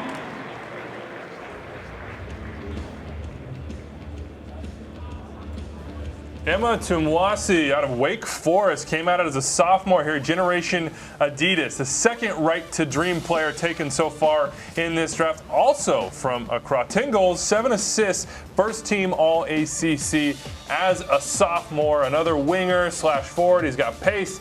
He can get inside. He's a good player. Bobby had a little bit of a rough combine. He had a rough combine, but a very similar player to Atua Hene. Dallas is just betting that one of these two pans out. But the other part about taking a winger, too, it's easier to come in and make an impact late in the game as a winger. You can come in 85th minute. Both Tumasi and Atua Hene can come in, run at players, scare the outside backs. Two good picks by FC Dallas. They got to be pumped up to be together as well. Let's go back out to Philadelphia. Susanna Collins is with the Chicago Fire's Nelson Rodriguez. All right, Nelson, you already have John Bakero. You trade up to get Mo Adams. What about these two players are so special and are a good fit for the Chicago Fire? We believe that they embrace a football lifestyle. We believe that they fit into the type of football that we're trying to play, and we're very impressed with their character. You re-signed Bastian Schweinsteiger. You have an incredible midfield with Dax McCarty. How do you feel like these guys are going to be able to contribute right away? Well, look, let's temper expectations. They're still young players. They'll need time to acclimate to the new speed of the game, but we think that they're very qualified players today with a great upside, and I have great confidence in our coaching staff to sort it all out. Can you give us an update on Juan Quintero? We have a habit of not discussing players who are under contract to another team. Understandable. Thanks so much for your time, Nelson. Thank you. All right, if you need the update on Juan Quintero, they've been chasing the Colombian number 10 for what seems like a couple years now, at least not publicly. Nelson Rodriguez said, no, we don't comment on that. But rumors are he may go to River Plate. But the Fire, so far active in this super draft. Right now on the clock is San Jose. Bobby, you know this new coach well, Michael Stara. Yeah, I talked to some friends in Sweden, and they spoke very highly of him. Said players like him. He plays a good brand of soccer, passing, ball on the ground, good organization. He'll be a good addition to the league. He tends to prefer a 4-3-3. I went over some old games of his. I did some research, talked to a couple people. He has tended to prefer a 4-3-3, which makes it interesting that they traded Darwin Saren this morning, because Saren would give them maybe a starter, but definitely depth at that spot. It maybe means that they are kind of doubling down on last year's first-round pick, Jackson Ewell, a kid who I like a lot. Hopefully. And, yeah, we can hope so. Yeah, you're a big fan My of his. top 10 of Hold on, 24 let's look 24. back to 2017 as well here. As we talk about San Jose, this is a team that didn't make the playoffs, had a little bit, snuck in at the final second there, but they lost the job in the coaching staff. Chris Leach back up to the front office. Michael Stara comes in. Kalen, Wondolowski's not going to be there forever. They've got to start to move on, got to start to find that identity. Marco Arena gone, Saren gone. They're moving on, and quickly. Well, I'd be careful moving on from Chris Wondolowski. I'm not saying move on. Do you think he starts the entire season, or do you think a new coach wants a different kind of player? They're paying him to start the entire season. They're paying Simon Dawkins to start the entire season for the last couple of years. Why you gotta bring Simon Dawkins into it, man? Your favorite Bet player against of all Chris time. Wondolowski at your own peril. But when I look back at last season, Jackson Ewell and Lima, two young players, one through homegrown, Lima now with the national team. Jackson Ewell got a lot of minutes for a rookie last year. This team's not afraid to play young players. I would expect that to continue, partly based on a need to, but also wanting to invest in some of these young players. All right, you see the draft table here. San Jose have their pick in. Let's go back out to Philadelphia to see who they took at number 12.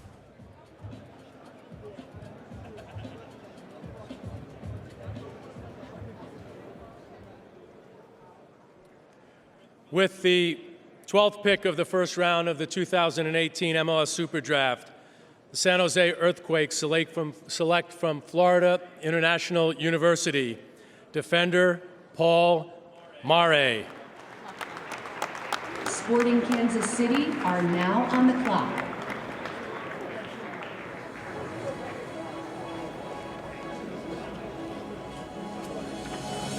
Paul Murray taken with the 12th pick here by San Jose. The preacher's collar apparently in Matt Doyle. Here's a guy who played 4 years in college, Newberry, then 3 years at FIU. He's got American parents, so no need to mess with the green card. There are 8 goals, 6 assists his senior season, but attacking is probably not where he ends up at the next level. Yeah, I think he's fullback depth for this team. They needed a little something. I would have thought more left fullback rather than right fullback, but Murray's a good player. He finds good spots. He's not afraid to get on the ball in tough spots. I do question whether he's an MLS caliber athlete, especially if you play him out wide. What's wrong? You have to be athletic to play in this league? You saying us slow guys can't do it? I'm saying Dave Goss came close to knocking you off in the fitness. That's test. fair. I'm just That's fair. Yeah, but you're right. Murray is more. He's just a good soccer player. He's the kind of guy you can put anywhere on the field and he'll get the job done. He's good with both feet, good striker of the ball, good crosser. I hope he plays right back at the next level, but he could play anywhere. We're getting to a point where you guys are saying this is depth, this is a backup, this is second, third on the depth chart. Yeah. I mean, 12 on? Are we past the point where they're difference makers? Because I still count 2 Generation Adidas guys on the board, and we've still got 1 signed senior left to go in John Gallagher. Last year, Jack Elliott went the 77th pick to Philadelphia Union, and he started 29 matches last year. Yeah. So you can find guys late in the draft. Teams were passing at that point, by the way. It just takes, now it's really seeing who's done their homework. It's not just about the top guys in the first 10. Now you're starting to see who's really been out there. And we've seen good players go in the teams. Even this decade, Tim Parker was like the 15th pick. Roldan was 16th. And by the way, there's a Roldan still on the board. Dom Dwyer was the 16th pick way back in 2013, I want to say. So it's happened. But if you're relying on finding a starter in the teens in the Super Draft, you're behind the times, I would say. All right, here we go. We are 12 picks through, as he said, into the teens. Sporting KC on the clock at 13. So far, 5 Generation Adidas signings. Number 1, João Moutinho to LAFC, and of course, Tristan Blackman went to the black and gold as well. I want to get back into Dallas here real quick, because I talk about Generation Adidas and we see the tweets there. People like these young men. There's no doubt that they interview well. There's no doubt that there have been some very good Right to Dream performers come into the league.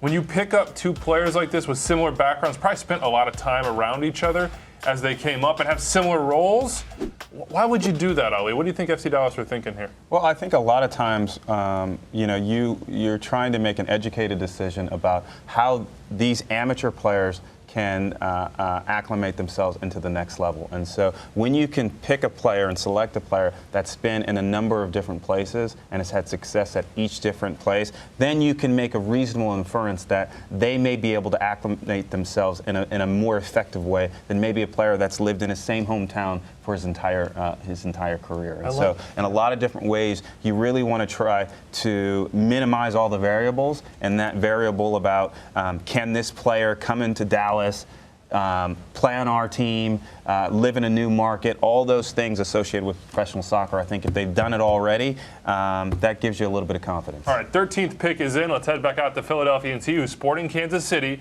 took with their first round selection.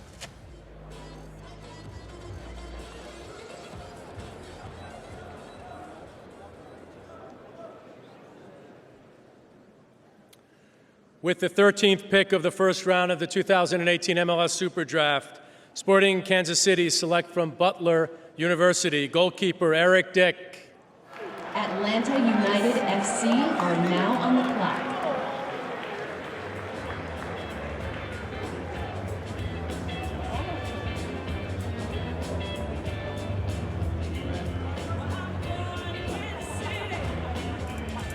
Eric Dick does not lack for size. 6'5", the goalkeeper out of Butler. 9 shutouts his senior year. He was a starter full-time for basically 3 years at Butler. He had some first-team All-American credits to his name. Big East Conference Goalkeeper of the Year as a senior, and I think, Bobby, pretty much consensus, he was the best goalkeeper in this draft and the first off the board. Yeah, big body, a good shot stopper. When you're a big goalie like that, it just makes your job so much easier because you don't always need to make a reaction save or agility save. You literally come out and just make yourself big, and for younger goalies who don't necessarily have the positioning or the timing right, to be big and make it easier on yourself is an important component. He's the #1 at Swope Park Rangers as of right now, I would say. Yeah. He's not going to displace D'Amelia, but it's a good value pick long term if they can develop him over the next couple of years. And you saw on the highlight film right there, big goalkeepers tend to struggle to get down to the ground and make those tough saves, especially if they're going to their right or their left.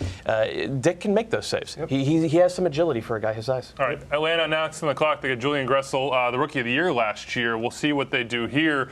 But it's a team that has invested, as we said, in many, many different areas. This one worked out for them. Number 8 overall last year, Julian Gressel standing by with Susanna Collins.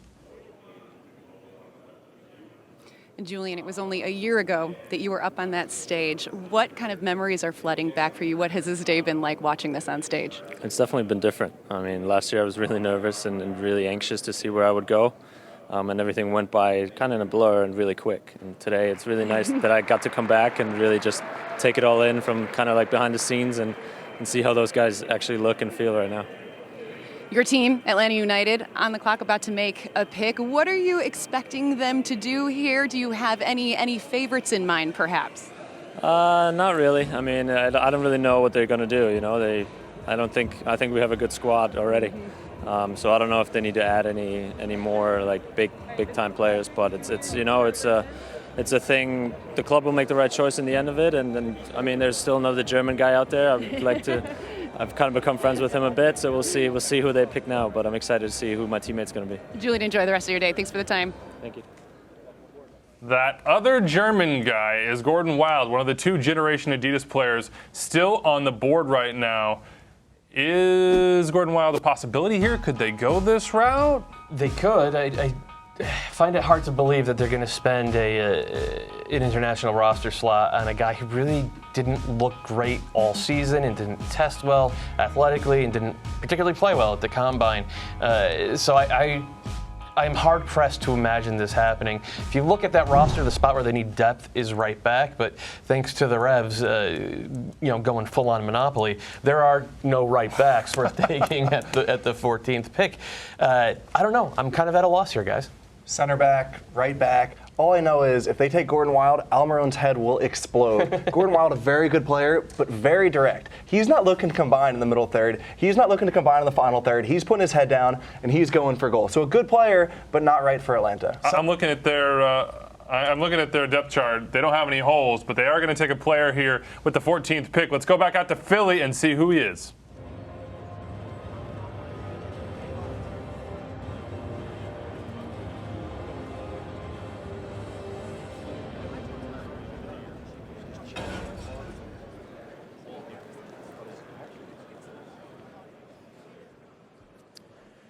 With the 14th pick of the first round of the 2018 MLS SuperDraft, Atlanta United select from the University of Notre Dame forward John Gallagher.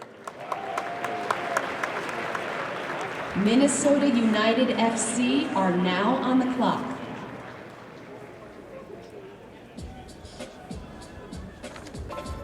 John Gallagher out of Notre Dame spent 4 years there, 39 goals and 15 assists over the course of them. He had a good senior and junior season, 13 goals his senior year, 14 goals his junior year. He was first team All-ACC in both instances.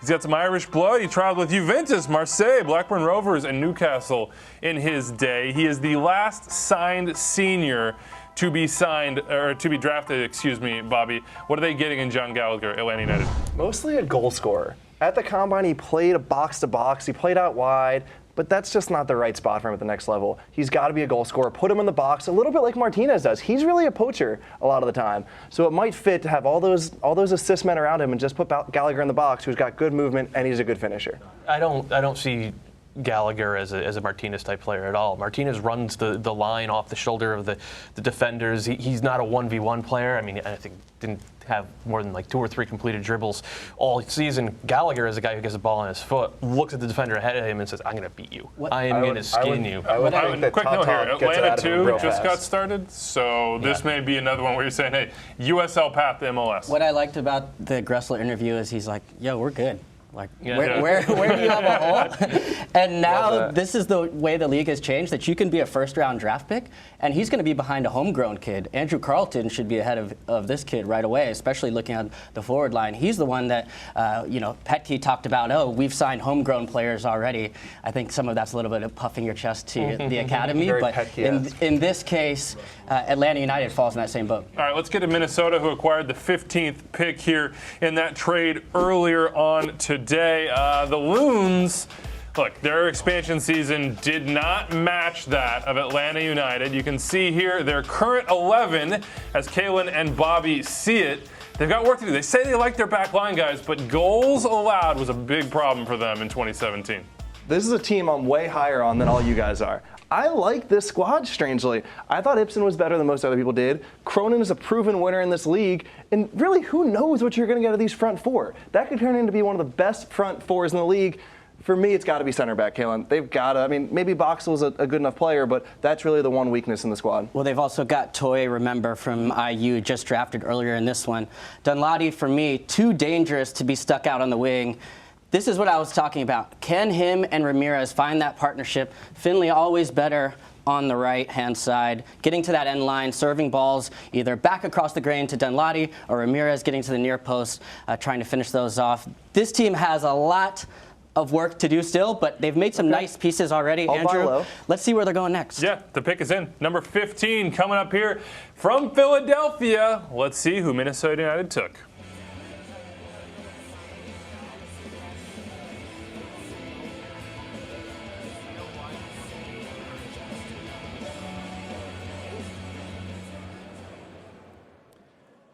With the 15th pick of the first round of the 2018 MLS SuperDraft, Minnesota United select from Dartmouth College defender Wyatt Omsberg. The New York Red Bulls are now on the clock.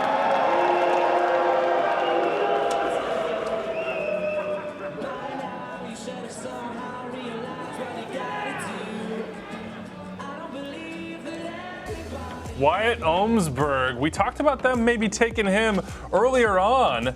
With that 5th pick, they traded out of it. Looks like they got the guy they wanted, a 4-year starter at Dartmouth in the Ivy League. He's from Maine. Not a ton of MLS prospects come out of there, but this 6'4", 180-pound center back has really showed well, and he's got a lot of allies in his camp. 2002 first overall draft pick, Chris Bondi recruited this guy. Says he's great. Says he's going to be a difference maker in this league. Compares him to Matt Hedges, as does Wyatt Omsberg. This looks like pretty savvy moving around from Minnesota. Yeah, tip of the hat to Manialagos, because I think they crushed this draft. They traded down and got Toye, who is the youngest and maybe highest upside domestic player in the draft. Then they got Omsberg, who was, I think, consensus the number 2 center back in the draft and could maybe walk in there and be a starter, especially if they're willing to put Calvo out at left back. And by the way, this was the oldest team in the league last year. Oldest team in the league as an expansion team, and suddenly they have 2 guys, one is 19 and the other's 21, who could maybe walk in there and play 1,000, 1,500 minutes. This is what they needed. Good job to Minnesota United. The last main great player, Roger Levesque, Seattle legend. Shout out to Roger. I doubt he's watching. Who's going to pull the celebration? Can I get out of frame here? I'm glad I bought low. Yeah. I'm very glad I bought low because that team just got even better. Yeah, I really like Wyatt. I think. Talk to players. I talked to Jeff Curtin, a player who I think is now representing him, but a center back who knows a thing or two about it, that family as well. He speaks about this kid's left foot, size, dangerous in the air. He's going to have a burn bomb-like ability in the air. Minnesota United looking to manufacture goals on set pieces might be a good option. This kid can really bang. One thing that's changing about the league, too, is you now need center backs who can break the lines. You need center backs who can pick up their head and find the forward checking back, to find the midfielder getting in between the lines and not coming back between the center backs. Omsberg does that very well. Let's get to another Ivy Leaguer. That would be Jesse Marsh of the New York Red Bulls. He is with Susanna Collins in Philadelphia. Oh, excuse me, he's at the draft table. Red Bulls here, figuring out who they're going to take with the 16th pick.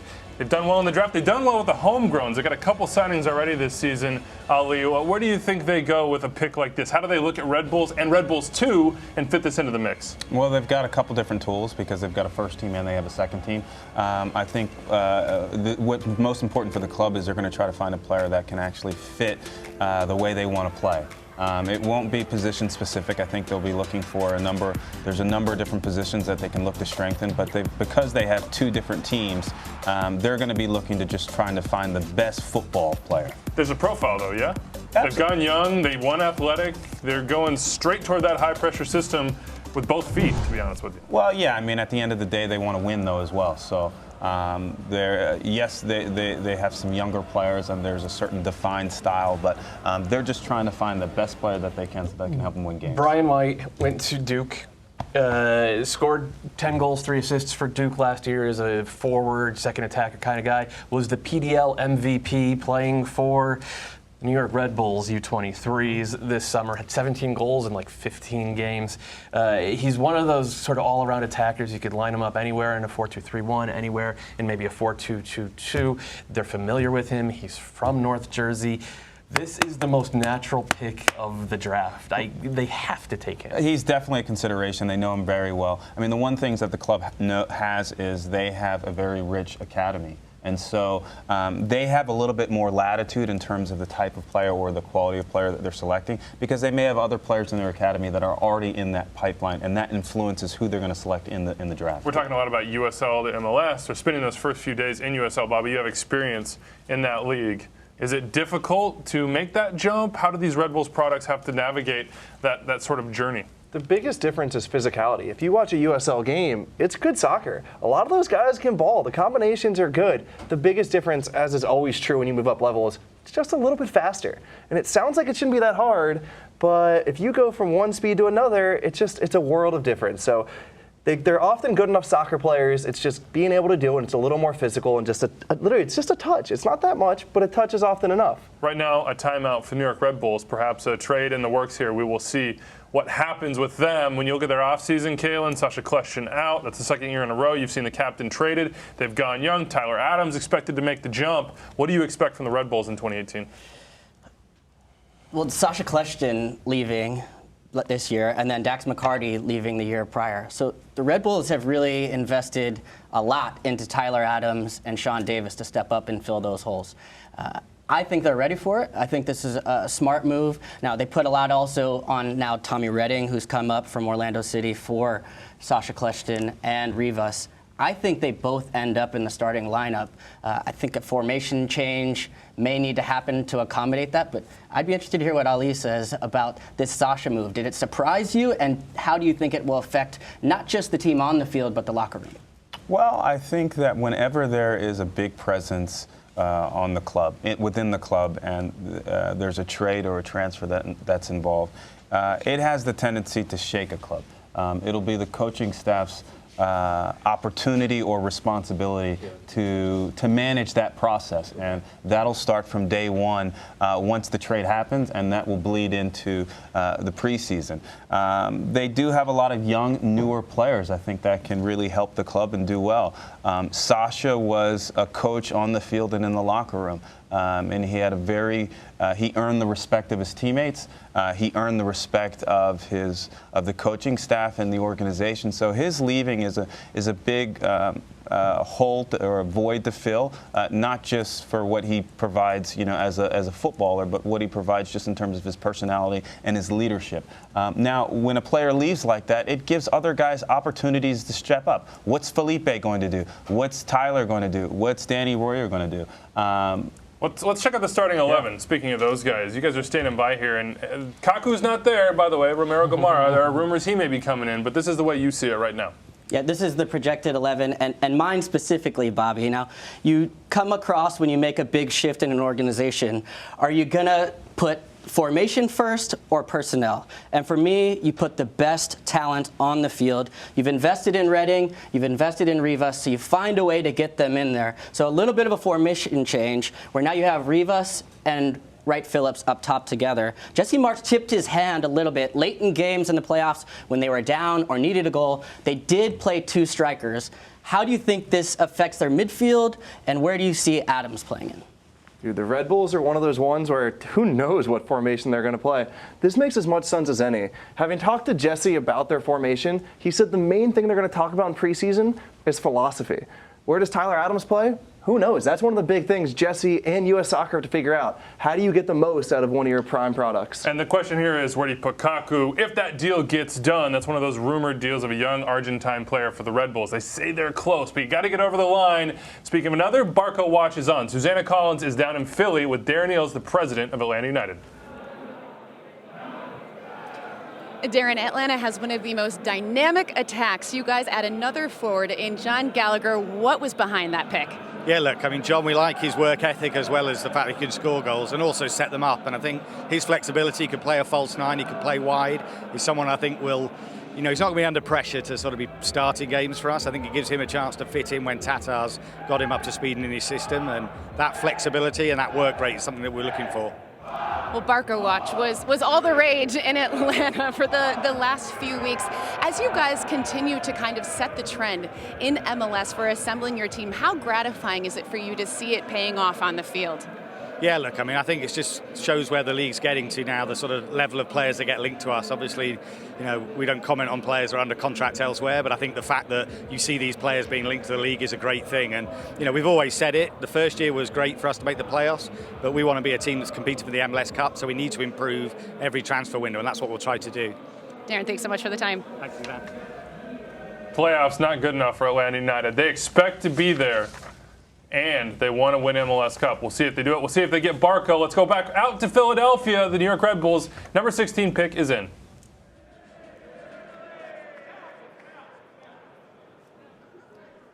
With the 16th pick of the first round of the 2018 MLS SuperDraft, the New York Red Bulls select from Duke University forward Brian White. The Vancouver Whitecaps FC are now on the clock.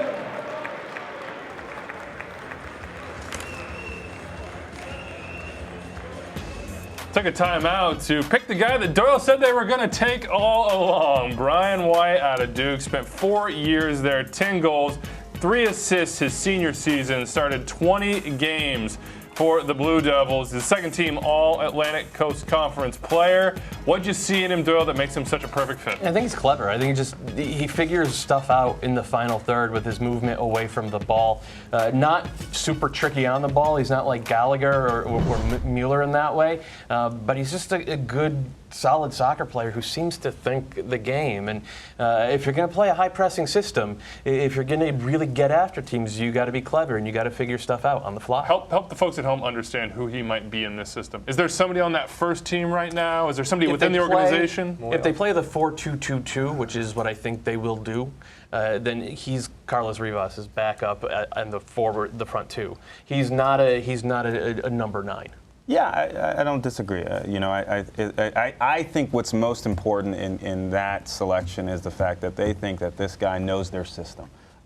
They had an opportunity to spend 3 months, teach him the philosophy, teach him how they want to play, and he responded really, really well. And when we talk about this draft where you have amateur players that have never played a professional game, trying to minimize that uncertainty into making a selection where there is some level of certainty is really valuable. And so selecting a guy like Brian White, who went to a great university and plays the way they want to play, can finish goals and can be athletic, I think that's valuable for the Red Bulls. What university was that? I think it was It's a Duke great point, though, University. Ali. And Bobby, you've talked a lot about the transition into MLS. When we were coming up, I hesitate to say that. Oh, yeah. You had no familiarity with a professional organization. I trained with the Galaxy maybe for a couple days during the summer with Kai Kamara, actually, but don't really understand the system. So that preseason, as you're saying, Ali, when he steps in to play in preseason, he's going to see familiar faces. He's going to understand a system. that's already a huge advantage. And what I would say is also with those MLS clubs that have their own USL team or that have their own PDL team, a lot of times what those clubs are doing, if they're doing it the right way, is those players will not only train with the PDL team during the summer, but they're also going to train with both the USL team and the first team. So, really the first team staff's going to get an opportunity such that he had a chance to play with Sasha, with Bradley Wright Phillips, and all these other types of players. New York Red Bulls. Big pick for them. Brian White. They are familiar with him, and the number 17 pick is in as well. Vancouver have filled out their card. Don Garber will let us know who it is.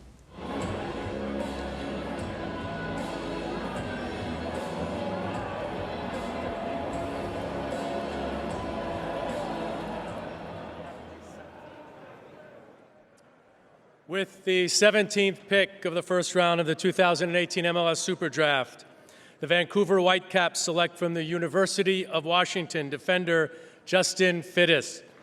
Sporting Kansas City are now on the clock.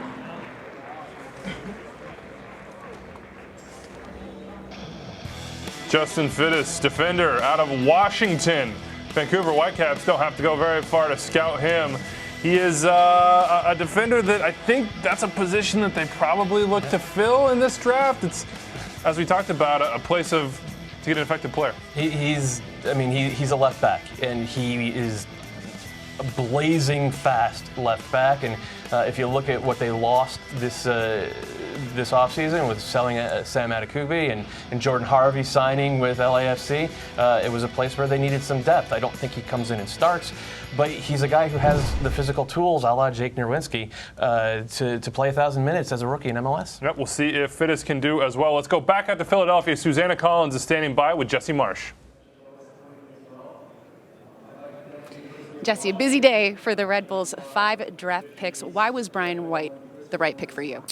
Well, we know Brian really well. He referenced in his speech that he's been with our PDL for 2 summers. He's been around our first team training.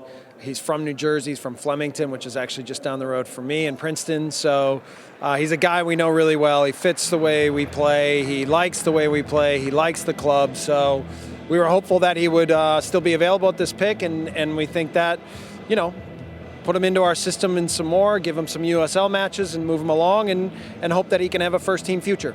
Such a big day for some of these young players. Obviously, we saw the emergence of Tyler Adams last year, but we also saw the departure of Sasha Kljestan. In your mind, how important is it to be able to extract leadership qualities from these young guys? Well, yeah, we also have a good number of veteran players that are great leaders still within our team, but when you talk about a guy like Tyler, guys like Sean Davis, Alex Mule, Aaron Long, they're good young players that also have great leadership qualities. So, our club's in a really healthy position, and so it's nice to come to these drafts and know that we don't really have that much of a need, but we're just trying to find ways to supplement our USL team and then help it grow into our MLS team. Thanks so much for the time, Jesse. Thank you. All right, the Red Bulls way. Ali, when he talks about integrating this player and how he understands the system, what does Jesse Marsh mean?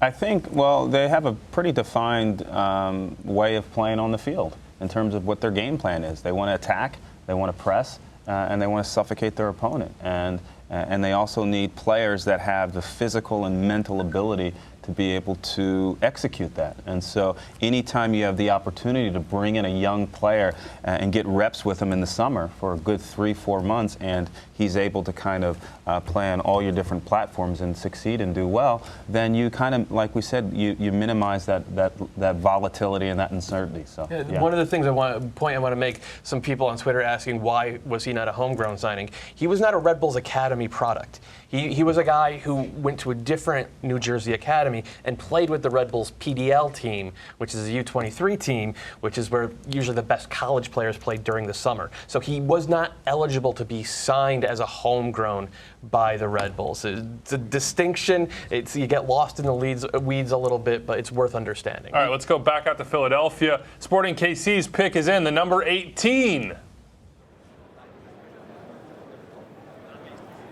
With the 18th pick of the first round of the 2018 MLS SuperDraft, Sporting Kansas City select from the University of Denver defender Graham Smith, who was unable to join us here today.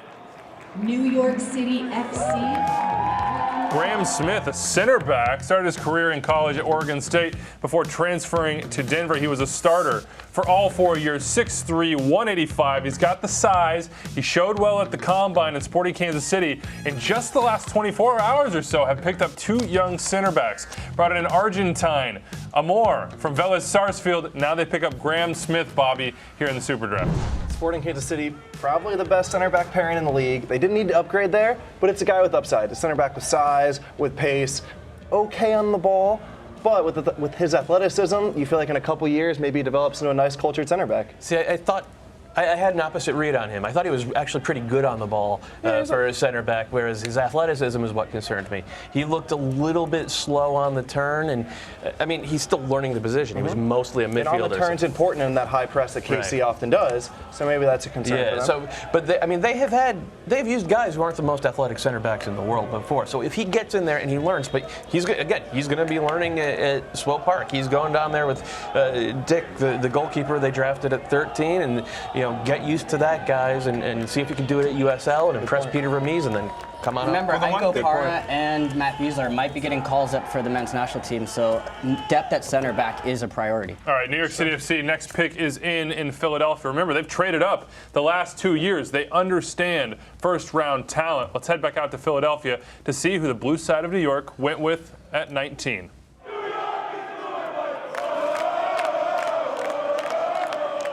With the 19th pick of the first round of the 2018 MLS SuperDraft, NYC FC select from the University of Virginia goalkeeper Jeff Caldwell. The Houston Dynamo are now on the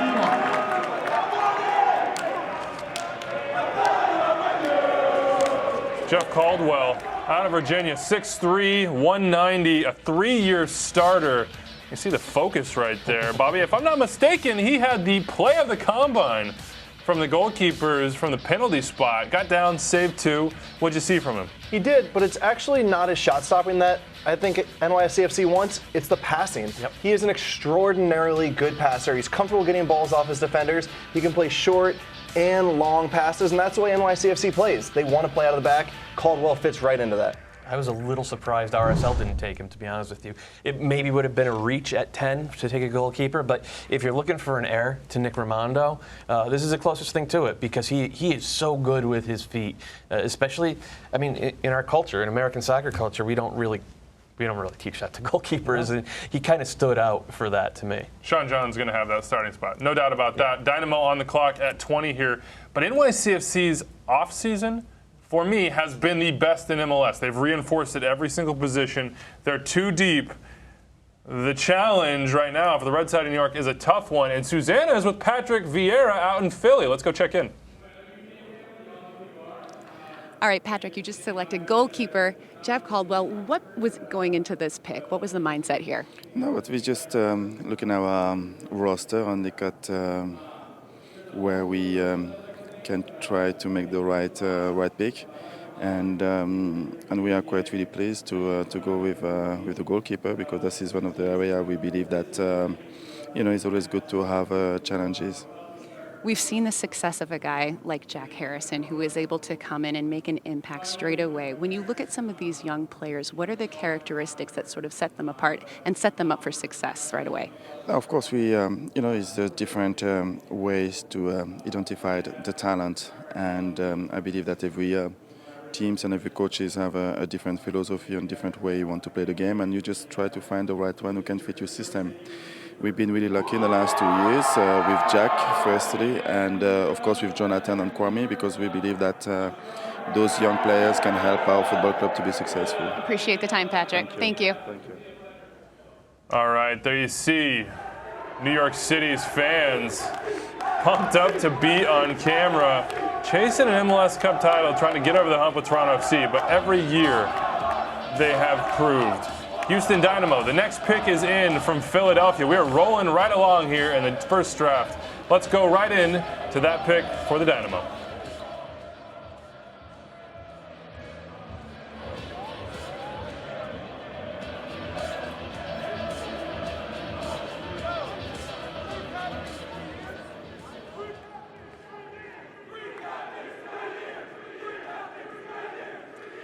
With the 20th pick of the first round of the 2018 MLS SuperDraft, the Houston Dynamo select from Southern Methodist University goalkeeper Michael Nelson. Michael is not able to join us today. SC now on the clock. Crew SC on the clock. Michael Nelson goes to the Houston Dynamo, the goalkeeper out of SMU, 6'4", 180. A starter basically all 4 years. Had a couple blips here and there, but 10 shutouts his senior year. That's 2 straight goalkeepers in this draft, Doyle. Yeah, I saw him beat UConn a couple of times. He was always great against my Huskies, so I guess maybe that's what the Dynamo are hoping for here. This speaks to me about these teams wanting to use the Dynamo or the picks to fill a role, rather than going for best talent available, because there's still 2 GAs out there, 2 generation. This is like, okay, we have a role, we want to fill it, we think this guy is just about good enough to do it. Backup goalkeeper, probably that role right now for Michael Nelson. Let's take a look at the 11 here, guys. What do you see from the Dynamo trying to get back into the playoffs after a big year in 17? Yeah, an enormous turnaround, as you mentioned last year, Andrew.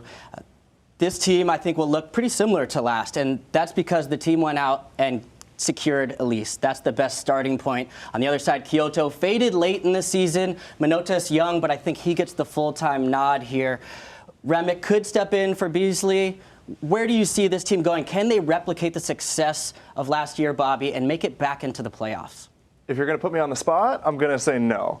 I think last year they caught teams by surprise on the counter with their pace. The one weakness they need to upgrade here, right back. Machado played center back most of last year. They could use a right back, and it's an opportunity for someone to step in and play right away. All right, let's go right back out to Philadelphia here. The pick is in Columbus Crew SC. Who will they take with number 21?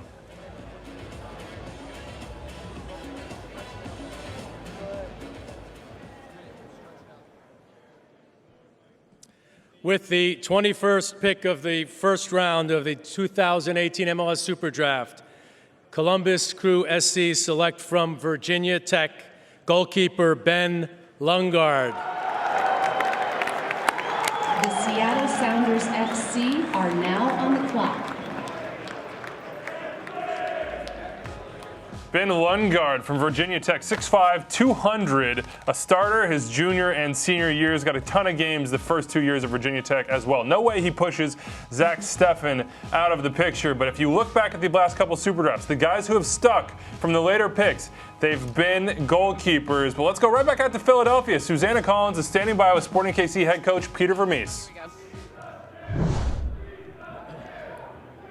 Peter, Sporting KC, known for their strong defense. You add a center back, Graham Smith. How does that guy bolster your back line? I think what he does is he puts a lot of guys under pressure. He is very good in the air, brings some height to our team that I think we need. And at the same time, he's very tough in the tackle. So I think he possesses a lot of things that we want from a center back. And the other thing is that he doesn't have to come in right away and be a starter, because I think we have a pretty good back line. Seems like it. You also have goalkeeper of the year in Tim Melia, but in your first draft pick, you drafted a goalkeeper. What was behind that pick? Yeah, Eric's a player that we've watched for a while. We feel that he's got incredible range and an incredible ceiling. So, again, Tim's a great goalkeeper. We have 2 other goalkeepers as well that I think are really solid, but it's just one of those guys that we didn't want to pass up. We just think he's a guy for the future, and he seems like he's got a great mentality, and we'll find out here shortly. Thanks for the time, Peter. My pleasure. Seattle Sounders on the clock right now, the 22nd pick. That's 3 straight goalkeepers.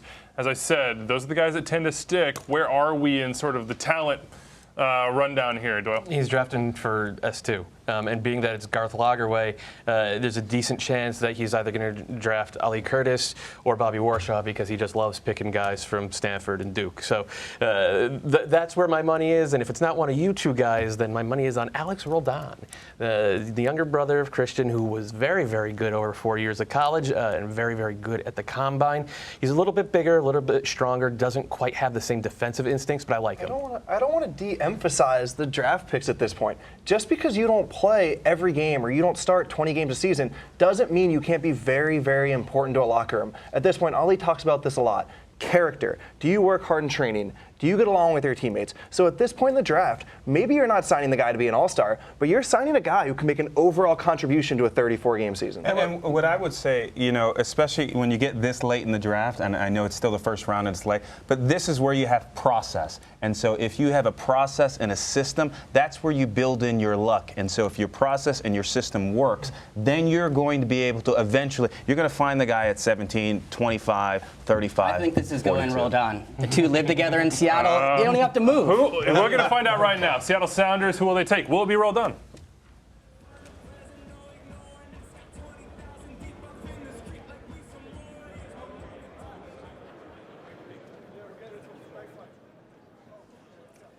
With the 22nd pick of the first round of the 2018 MLS SuperDraft, the Seattle Sounders select from Seattle University midfielder Alex Roldan, Christian's younger brother.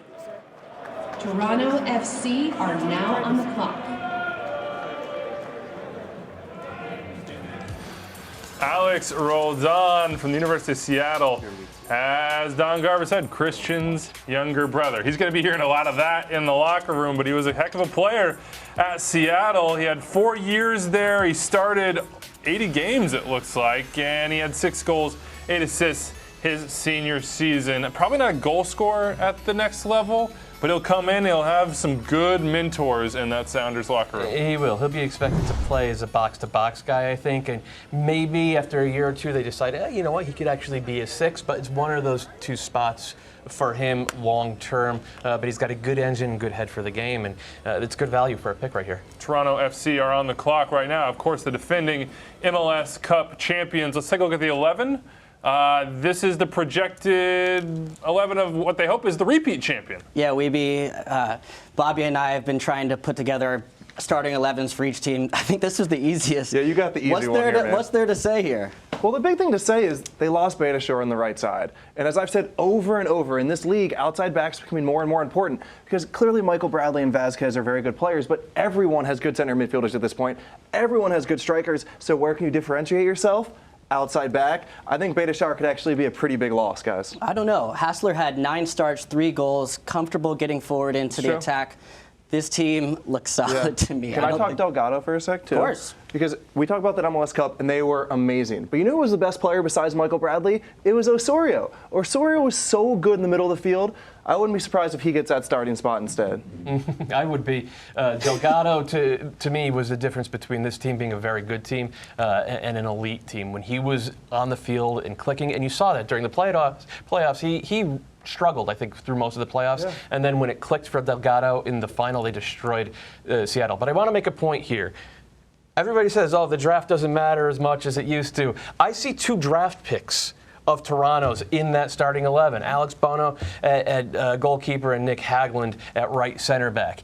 If the draft matters for Toronto FC, who just had the best season in MLS history, it should matter for your team too. So MLS GMs who are out there saying, I don't care about the draft. Tim Bezbatchenko, Greg Vanny, they care about the draft. They just added 3 big trophies to their cabinet this year. You should probably care about the draft. CCL is up next. Drew Moore, draft pick. Justin Morrow, a draft pick. Josie Altidore, a draft pick. Michael Bradley, a draft pick. Delgado came out of the academy for Chivas USA. But you're right. There is talent there on the domestic level. Toronto FC knows it, and they're on the clock with the 23rd pick. I mentioned CCL. I've got the Fever. Do they have a chance to win this thing, Ali? Yeah, I mean, if you're in it, you got a chance. It's going to be really tough, though. It's not easy. Going into some of those markets and playing against those fans. It's really, really difficult. They've got a talented team. They need to stay healthy. Can some of their younger players that maybe got a few minutes last year, can they step up and really get some significant minutes and some significant games? We'll see. It'll be a tough opportunity. They had young players step up last year, including Raheem Edwards, who I thought was a big loss during the expansion draft. They lost him to LAFC. Who then flipped him to Montreal. Edwards was the guy when Morrow was, out of gas a little bit or on national team duty. Edwards was the guy who came in at that left wing back spot and was a difference maker. I'm not sure I see a left wing back at this point. I don't see a right wing back either. If Segbers or Bai was still on the board, they would definitely have taken them, I think.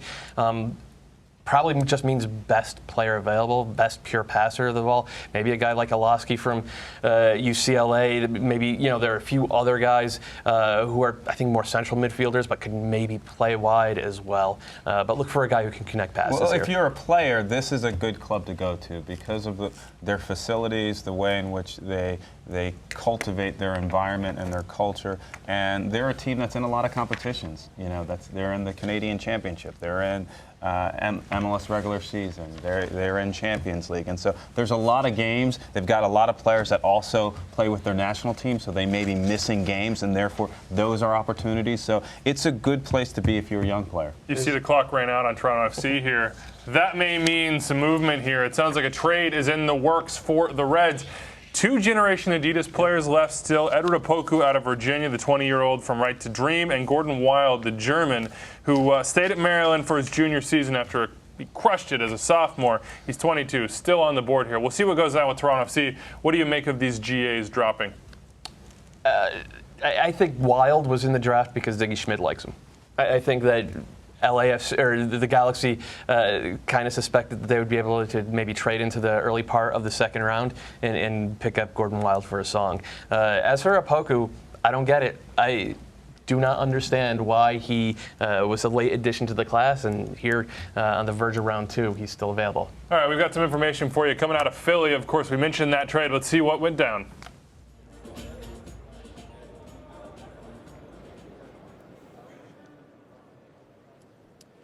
We have a trade to announce involving Toronto FC and Minnesota United.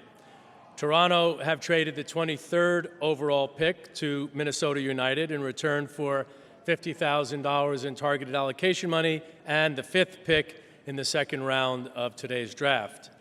And with the 23rd pick of the first round of the 2018 MLS SuperDraft, Minnesota United select from Duke University defender Carter Manley.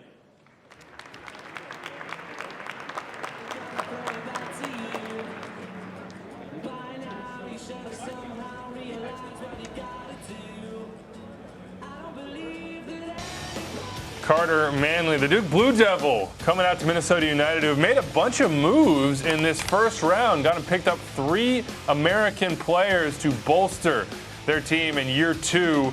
Manley, a defensive presence for them. They needed help at outside back. Is that where you see him projected? He can play both center back or outside back. Probably better at an outside back. And as we keep on saying, it's cool to see teams value guys who can get down the wing at outside back. And I think he's pretty athletic. I mean, I got a chance earlier this year. I was down at Duke, and I saw play Louisville. I've spoken a lot with John Kerr. I've got a good relationship with John, and we've talked a little bit about some of his players. So he's fairly athletic, pretty decent as a 1v1 defender. And a lot of times you can start young players out there. It's isolated. You don't have to, say, use your brain as much when you're playing kind of on the wing sometimes, and it allows you to acclimate kind of to a faster-paced game a little bit quicker. So we're on to pick 24 here. The first round is done and dusted. Toronto got $50K of TAM and the 5th pick in the second round for that final selection there. Take it back. Let's run it back here and see who got taken 1, 2, 23 and get your guys' thoughts here. Minnesota United, as I said, moving around, had 3 picks, but you see the top 8 here. Moutinho making history with LAFC, the 19-year-old defender out of Portugal with the first overall pick in 2018. Tomas Hilliard-Arce, defender that many people say could play for 10 years. Then you run through a couple of Generation Adidas products, John Bakero, high upside questions about athleticism, and Mason Toye, Minnesota moved forward for. They also moved up and got Wyatt Omsberg via another trade. I think right now they feel like the winners, at least just kind of on the first reaction in this first round. We talked at the start of the show about how the draft isn't as important a player acquisition mechanism as it once was, because teams are going out there and spending money, be it TAM or DP slots, on big name players, be they young or a little bit older. Minnesota United are not a team that goes out and spends big money on players, whether it's DP slots, they still have no DPs, or whether it's TAM, which they're kind of hoarding after last year's unfortunate offseason. So they are treating the draft not as a sort of supplemental roster building tool, but as an essential roster building tool, and I like what they've done quite a bit. I think they got 2 guys in their first 2 picks who can play big minutes this year. Here's the thing about the draft. Yeah, plays don't matter as much, but when it's harder, it just becomes more important. It means the margins are smaller and it's more of a place to get an advantage, and that's what Montreal's doing. Like you said, they don't have a chance to spend the money. Where can you find your competitive advantage in MLS now? And Minnesota's doing it right now. I like Minnesota's picks as well. 3 goalkeepers going in the first round. I'm still trying to digest that. That is, I think, an indicator into how. Was it 4? Yes. 3 straight at one point. 4 overall. That's an indicator to me about where coaches are seeing the talent going and how they want to just stash maybe goalkeepers who are going to develop later. The pick that I like the best is Orlando City's with Mueller. I think he's a guy that will fit into Crisis system, a nice piece for him to work with in Orlando. All right, we got plenty more to come. The second round is coming up. In the meantime, let's see what you guys think of this draft. We'll be right back.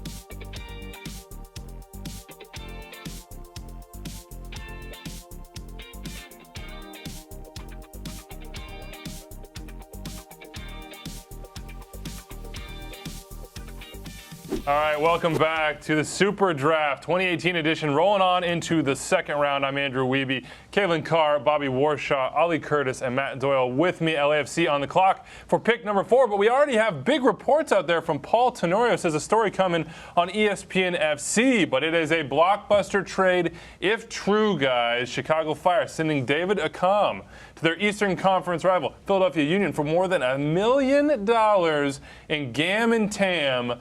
Initial reactions, Ali? Actually, before we do that, LAFC are on the clock. Let's get that 24th pick in, and then we'll talk about David Accam.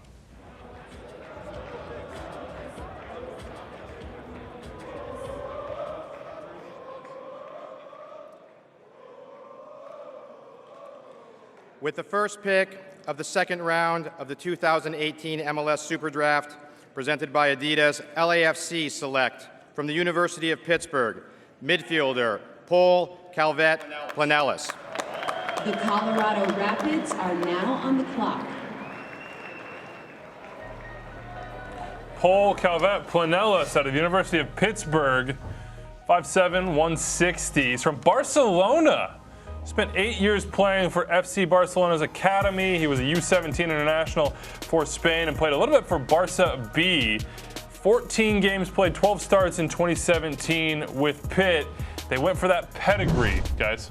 A beautiful passer of the ball. He has that, La Masia pedigree, as he's mentioned. I thought Atlanta United were going to take him because Tata Martino was actually there at Barcelona when Planellis was there as well. He'll play in central midfield, spread the ball around, and make possession matter if he can make the team. Okay, but let's get back to David Accam. This is a huge move. This is one of the biggest trades in MLS history, if true, and Paul Tenorio has been trusted. What's it mean?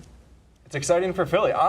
As someone who's really stoked to watch Chicago this year, I'm admittedly a little let down. I'm excited for Philly. I don't want to say Philly fans, I don't care about you, but I was stoked for Chicago, and this totally changes their dynamic. If this is true, this is massive. One, it's a massive amount of allocation that goes from one club to the other. It's intra-conference, so you're going to be competing against a player that used to be on your team for the last 3-4 years, which is enormous. And David Accam is, for me, he's one of those handful of players that he can do it all. So I like him as, I call him, he's a playoff player in my opinion, because when it's cold in October and November, and for whatever the reason things get tight and they get chippy, you need one player that can kind of do it all and do it on his own, and he's that type of player. This is an excellent move for Philadelphia Union. Philly fans, we're Philly fans. I know you guys have been struggling for so long, waiting for someone to come along, and I think Accam is that guy.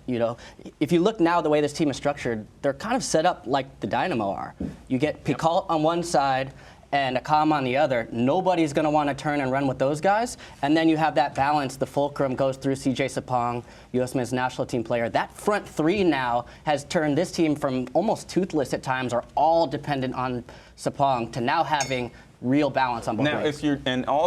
Now on the flip side, with regard to Chicago, if you're looking at the economics of this trade, you look at you can't sell Accam and get that amount of allocation. So this is really significant. It gives, not only does Chicago free up the budget space, which is huge, but they also free up an enormous amount of allocation where they can either use that and go get another player within the league, or they can go in the international market, pick up another player that can help them moving forward. All right, Bobby, I'll let you get a thought in here, but we got to go on to the 25th pick. Todd Derman is standing by.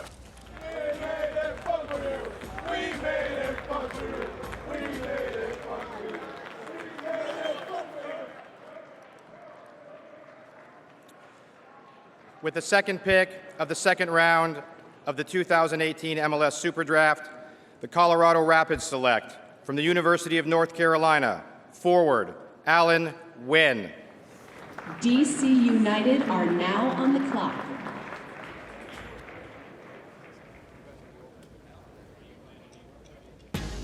Alan Wynn, a forward from UNC Chapel Hill, 11 goals his senior season, the first time he'd scored more than 6.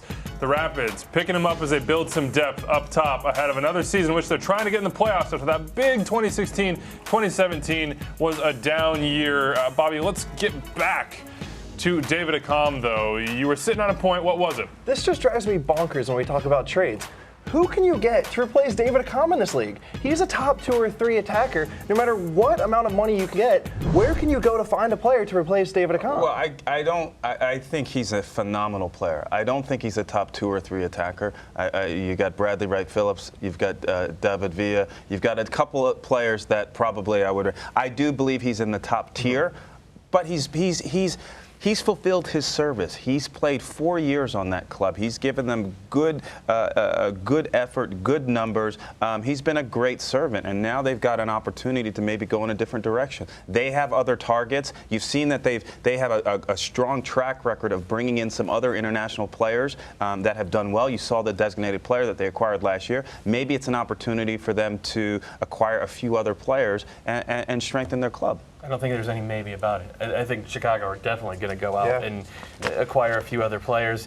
To your point, he is one of the very best wingers in the league when his head is in the game and when he's fit, and he wasn't fit the second half of the year. He was carrying an injury, but he's, like a lot of players, he is that guy when he's happy.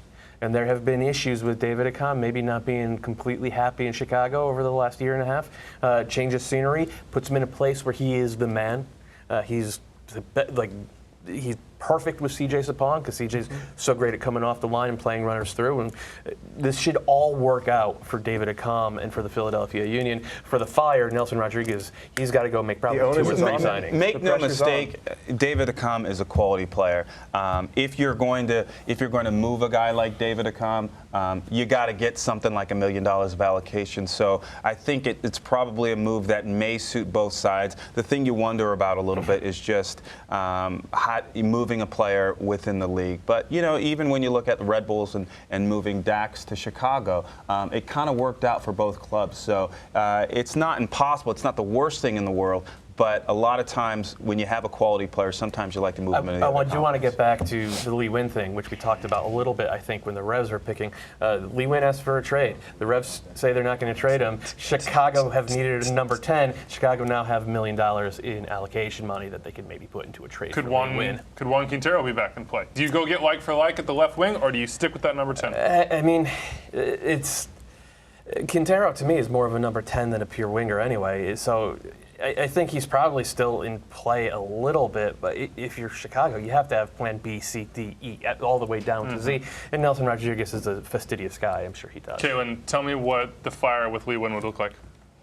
Well, they'd have that creative piece that they've lacked probably since the days of Blanco back in the late teen, or I think it was 09-10. Somebody that you can give the ball in a tight space and wiggle out of something, create an unexpected play. They haven't had that in a long time. They've had to use Accam through the channels or Nikolic in behind. They need somebody underneath to really grab hold of the game in tough moments besides Dax and Schweinsteiger, who like to do that from deeper positions. I think Lee would be fantastic for the team if they can acquire him. Right now, still not official, though. I just got to throw that out there. Paul Tenorio, we trust his reporting. Still not official. We'll have to see. And one of the reasons why I'm sure Brad Friedel said, hey, we're not moving Lee Nguyen is because he's a talented player. So put aside Chicago, I think probably Lee Nguyen would probably be good on a lot of different teams. But New England has invested a lot in him, and he's a key piece of their team. All these guys, creative players, you mentioned it, need to be happy. They need to be enjoying their football. You saw Benny Feilhaber wasn't successful in New England, goes down to Kansas City, revitalizes. Came up against a wall again, now he's gone to LAFC. So if you're a guy like Lee Nguyen who's been successful throughout, you should give him credit for that. You're the creative player on this panel. Are you happy right now, Kaylin? I couldn't be happier. Come on, Is guys. David Accam happy? I think so. I think so because, I mean, he kind of wanted out, and he's going to a place where, I'm not sure he's the best player, but he's suddenly the biggest name in that team.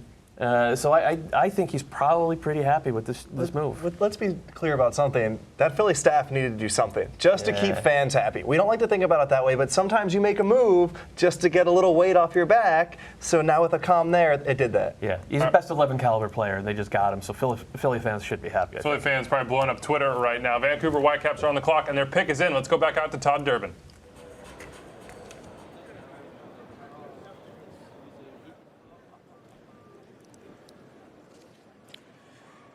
With the third pick of the second round of the 2018 MLS SuperDraft, the Vancouver Whitecaps select from Creighton University, defender Lucas Stauffer.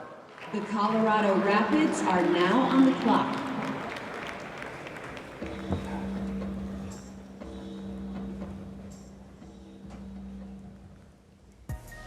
Lucas Stauffer out of Creighton, a run on outside backs to the Vancouver Whitecaps.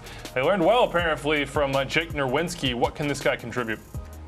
Skill. He's a futsal player, and you see it in the way he plays the game. He's good with both feet. He's good in tight spaces. He can maybe see some tricks in a little cramped quarters like that one that other guys don't see. I do question, though, whether that's a fit for how Vancouver play. I mean, Vancouver play boom ball out of the back. It's all route run all the time. It's also changing this year.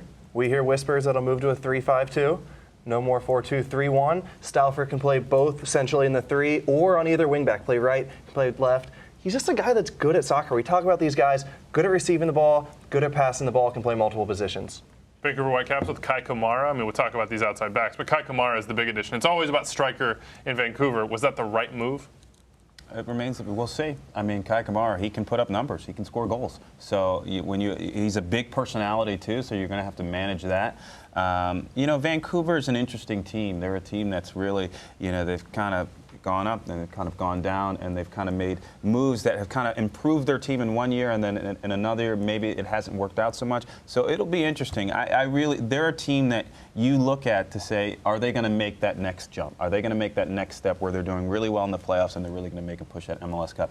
Kai Kamara is that type of player, but he's got to be comfortable. He's got to be in the right system, and he needs the right service. What kind of player is Efrain Juarez? They say he's a midfielder. He was right back in Mexico. I mean, you just kind of summed it up. He over the last maybe 5-6 years, he's played primarily defense, and I think kind of a 3-5-2. You've seen him at wingback a little bit as well, and you've seen him a little bit at defensive midfielder. But they're talking about using him as a central midfielder. I'm not sure I get it, but we'll see. He's still in the prime of his career. He's a good player, and you never say no to a good player. All right, let's turn to Colorado Rapids, who are on the clock right now with pick 27. They are chasing a center forward. We know that. Ola Kamara in the mix. They got some other targets in Europe. Is this team, Kaylin, closer to becoming a playoff team? Well, they went through a real high and a real low. And for them to get back on track, I think it starts in the back. The new coach is going to set up their formation. You hear rumors of a 3-5-2 potentially. Marlon Harrison sliding into sort of a wing back position. Dominic Baji up top, quietly, 9 goals last year. He missed a penalty on the last day of the season to get to that 10 spot. I think he's underrated in the league. Gashi, can he come back and help this team? That was the big missing piece. They'd lost Jermaine Jones. They'd lost Marco Papa. They were expecting more of Gashi last year, and he wasn't able to give it to them. But they're going to need to make some moves. They don't really have a playmaker as far as I see it. I mean, I guess Stefan Aigner might be that guy, and he came in and played pretty well over the last couple of months of the season, but like relatively speaking, I'm grading on a curve. Like creative for Colorado is a little different than creative for other teams. So, but he's going to have, I mean, I think most of the creative responsibility is going to be on him. There might get help here, but it's not going to be an answer here. Yeah, it sounds like they're still active. Of course, they have the 27th pick, and that is in. Let's go out to Philadelphia.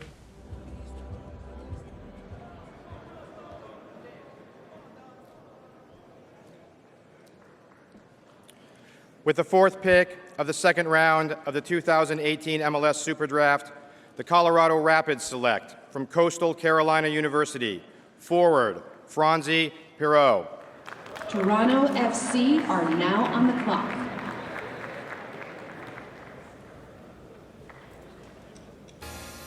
Franzi Pirot out of Coastal Carolina, 6'4", you see it right there. 10 goals, 4 assists his senior year. You liked what you saw at the Combine, Bobby. I did, and another spot where someone can come in and play right away is at striker for Colorado.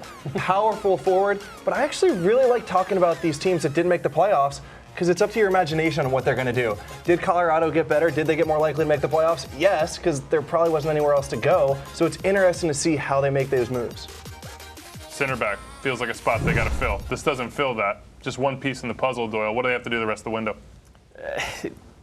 I think they should stand pat with what they have at center back. There are rumors that Axel Sjöberg is on the market. I know he's a guy that Bobby would trade in a second, but he's been a good player in this league for the last few years. I think they're about to sign the defender from Ipswich Town, Tommy Smith. They just got Tom Price, I believe his name is, the defensive midfielder from Wolves. Jack Price, I believe. Jack Price, sorry. So they've added some pieces. They've got guys with good pedigrees. Nobody that sort of blows you away in this MLS 4.0, whatever version that we're in right now. But I look at that team and it comes back to, do they have a creator? Are they going to be able to create chances in those big tight moments that you talked about where guys like David Accam shine? And do they have an elite finisher? Dominic Badji was good last year, but to me he maxes out as a guy who's got you like 7 to 10 goals. He's not a guy who can lead you to the top of the standings. So I think, that front office has a lot of work. Toronto FC on the clock here, about 2 minutes to go until this pick. Of course, they went from worst to champions here, Ali. How hard is it to actually go from out of the playoffs and in over the course of one off season? I think it's really, really difficult to improve your team. There is a tremendous amount of parity in this league. The international market is not completely transparent. The college, the SuperDraft, in terms of the players that you're drafting, GA or otherwise, it's not completely transparent. So, these GMs have a really difficult job. It's not easy. And then with the injection of TAM, makes it a little bit easier, but everyone has access to that. So every team is trying to win. Every game is hard. It's one of the things that makes this league beautiful and great, but it's extremely difficult. And it's why it's so important that you have a good plan and a process in place. And then you hope that if you have the right plan, you have the right process, you have the right personnel, that those things breed good luck. And you hope that at some point that you, because of that process or that system that you've cultivated, that's going to spit out the right player in situations where you may not know the right decision. All the data points, they're not going to align on every decision, and they're less than 50%. But if you have the right system and the right process, usually that's going to equate into good decisions, good players. It's going to help your team. Maybe it gets you extra 3 points, an extra 6 points, extra 9 points. Helps you get in the playoffs, helps you win MLS Cup. Maybe best ever like Toronto FC. We've talked about how they built their roster from everywhere. By the way, they have 3 of the highest paid players in the league. Do you need, in this iteration of MLS, to be elite, 3 DPs, 3 elite DPs? I'm going to jump. I think you need I think you got to spend some money. You need some real muscle. And that's one of the reasons why the board has allowed teams to have access to targeted allocation money. I think it makes it easier, but FC Dallas was the best team in the league in 2016. They won the Shield and Open Cup double, and they didn't spend money. So if I'm a GM, I want to win Supporters Shield, right, but I want to win MLS Cup. Right. And so I think that most teams, they go into this gig thinking, I want to win MLS Cup. That's the goal. I think when you look at a 34-game regular season, that essentially is the quote-unquote, best team per se over a long stretch of season. But you really want to win MLS Cup. It's about the playoffs. It's about what you can do in those 1 or 2 game series. Yeah. Let's go out to Philadelphia and see what Toronto FC did with the 28th pick.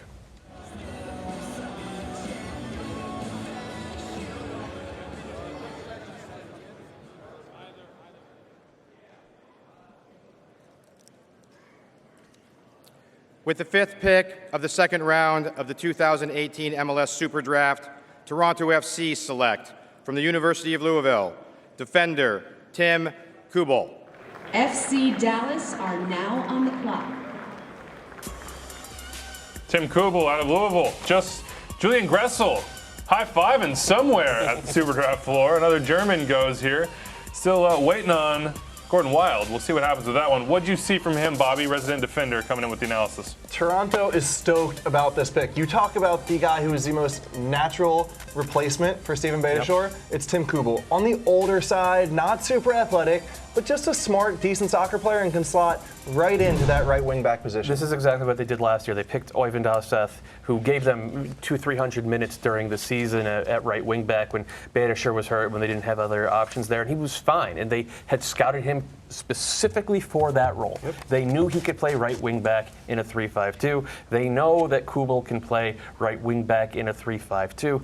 He's got a chance to win a job here. It might not be long term, but this is how you This is how you use the draft to get yourself a Band-Aid on what is currently maybe a slightly weak spot while you go out and find a permanent fix. He's got to push out Nicholas Haslett. Just want to throw that out. He's not going to start. He's not going to start. He's there to be Hasler's backup. Well, this is where we talked about earlier in the show when we talked about, hey, and we talked it in the context of Generation Adidas in terms of that international tag. This is where it matters a little bit more because here's a player that's drafted late. He's going to have to make the team in preseason, and it's going to be that much more difficult because there's a limited amount of international roster slots. And so that's when this really comes into play in terms of does the international tag hurt you or help you? But this gets back to how well TFC have built that roster, man. They gave more minutes to North Americans last year than any other team in the league, and they have international roster spots to spare. Yes, there's a glaring weakness on this Toronto team, is there not? It's what they said after 2016 when they lost to Seattle. There's no pacey winger, and they might not always play with a winger, but they've got no one, like we mentioned with David Accam, when it's a stalemate, when it's a cagey game, who are you going to give the ball to, get to the end line, and get the ball to Josie? Akinola. They just signed their best academy kid. He was a star with the US U17s, and look, Greg Vanny has showed over the years he's willing to give a kid a chance if the kid earns it. But you're right. I would feel a little bit more confident about this group if they had kept Raheem Edwards. Saying TFC has a glaring weakness. This is my point. They were very good. Don't get me wrong, they were very good, but this is a pretty obvious hole that they could have. Well, if you want to, they have player. Javinko can go to the wing. He doesn't just stay in the middle. Okay. He can go to the wing. Ricketts. Yeah, he comes on. He can go out there. But what I'm noticing happening right now is early in the draft, you're seeing teams pick on value, the best players available. Now, as you fall later, you're starting to see actual more need specific, looking for backups. Goalkeepers, especially. Goalkeepers, right backs. Players. Like, nobody thinks that Kubel's going to be an all-star. There's a reason for all this, and I'll get to that after this pick. But FC Dallas' 29th pick in, the 6th of the second round. Let's go to Philly.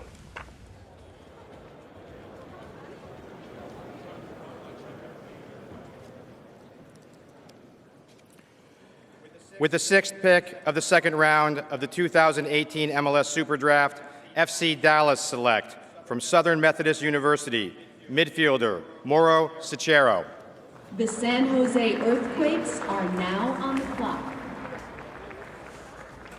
Mauro Cicero out of SMU, 6'3", 175. They obviously have scouted him in the area. SMU, a place where many years before they signed a kid from Kano, the center back from SMU, and he's the brother of a former MLS player. Gabriel Cicero, who played for the Red Bulls way back in the day and is a Venezuelan international.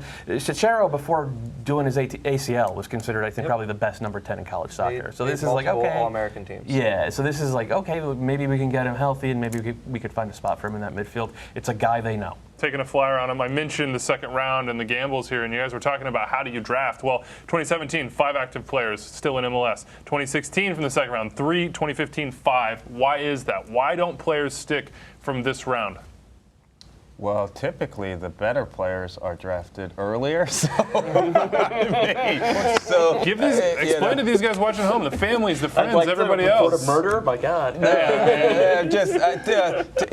Typically in every league, in every draft, the better players are the guys that are being taken in the first round, and that's no different in Major League Soccer. With that being said, you can find a lot of value in that second round. You can find your Chris Wondolowski. You can find some of these really talented players that if you have the process and the system right, hopefully you're going to get the next Kalen. Well, he was drafted in the first round, but hopefully you're going to get a talented player. We'll also give credit to these clubs and the homegrown investment, because they've gone out and we're identifying better players younger now. So at 22, 23, a lot of these players, the profiles of them are international players who've come over through Right to Dream, Jack Harrison from the UK, players like that. So we're identifying American talent younger. I actually think it's a positive step. Let's see what Toronto FC has to say about their choice. Greg Vanny is with Susanna Collins. Greg, you selected Tim Kubel out of Louisville with the 28th pick. What did you like about this player? Why is he a good fit for you guys? Well, he's a player that we've followed for the last 4 years at Louisville, and we've liked him. We actually were optimistic he might come out as a GA a couple years ago. He didn't, and so at this point on the board, we're looking for depth, maybe at our right back position, and he's got good pedigree, good experience, and of the guys remaining, we think he maybe has the best chance to try to make our team. So we're looking forward to getting him into camp and seeing how he does. MLS Cup champions, most points in league history. You guys have a pretty solid unit intact right now, but what else can we expect from you guys throughout the draft? What pieces are you looking to put in place? Yeah, I mean, we have to take into account what players we have coming through our academy, what our USL group looks like, also our first team. We're going to try to, as much as we can, find depth and find players that we think over the next year or two can maybe make the transition. And that's what we're trying to size up as we go through this, and we see certain players go off the board. You have to reassess along the way. Appreciate the time, Greg. Yeah, thank you. Thanks. All right, San Jose on the clock here, guys. They've had a lot of changes this offseason. One I want to ask you about, Bobby. Magnus Eriksson. Just a good player. Good coming off the wing, scores goals, creates assists. The one worrisome part is he had a very good career in Sweden with Malmö. He went to Denmark and struggled. It's always hard to predict how a player is going to acclimate. Ollie said it earlier about acclimating to a new team, a new league. That's one thing that's worrisome. We know he's a good player, but it's just always hard, especially when you're moving abroad. And it's been hit and miss with guys from Scandinavia over the last couple of years, as I think they learned to their detriment in Minnesota. But we've seen a lot of guys come into MLS from Norway and Sweden this offseason in particular. It's going to be kind of a litmus test in terms of judging these leagues and seeing how these guys all adapt. And there's a question of why Scandinavia? And the answer is the leagues are just similar. The soccer's similar, the language is similar, the way you think and see the game. So in terms of moving from, the schedule is similar. When the contracts run out, can I throw that out there? Most of these guys on a free. Exactly, exactly. In terms of the problem they're running up against is MLS is a more athletic league. It's a more international league. It's 100%. a lot harder to play over here. So that's the big transition for them, is to go like, you're not playing against a ton of Ghanaian players. You're not playing against a ton of Paraguayans or Venezuelans, so the pace is a different step, but it used to be the opposite is the interesting part. It used to be American players wanting to go to Scandinavia to make more money. Now MLS is actually a better financial decision as well. Yeah, and now with that said, there's usually not a language barrier as well, which helps acclimate players to the league as well. So. Joe Inge-Berget also signing with NYCFC today. Let's go back to Philly. We've got the pick as well as some news for you.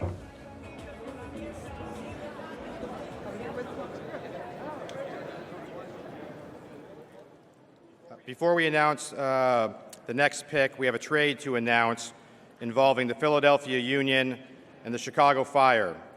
The Chicago Fire have traded David Accam to the Philadelphia Union in return for $300,000 general allocation and $900,000 TAM. As for the pick, with the 7th pick of the second round of the 2018 MLS SuperDraft, the San Jose Earthquakes select from the University of Nevada, Las Vegas, forward Danny Wasowski. The New York Red Bulls are now on the clock.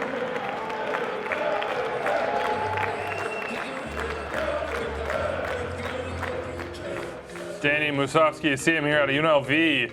The forward going to San Jose. 15 goals his senior year. He got double digits 3 out of 4 years with the running Rebels. We will see if he can contribute to the San Jose team. What'd you see out of him at the Combine, Bobby?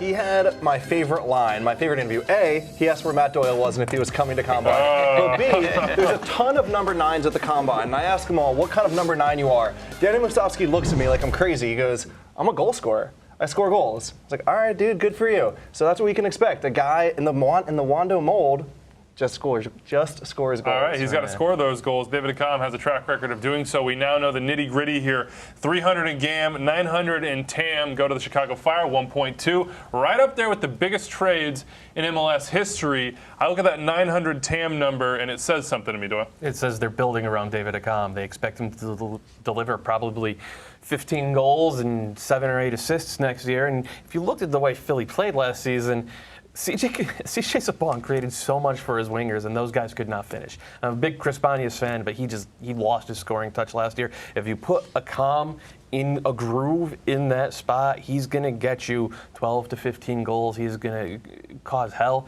for these opposing defenses.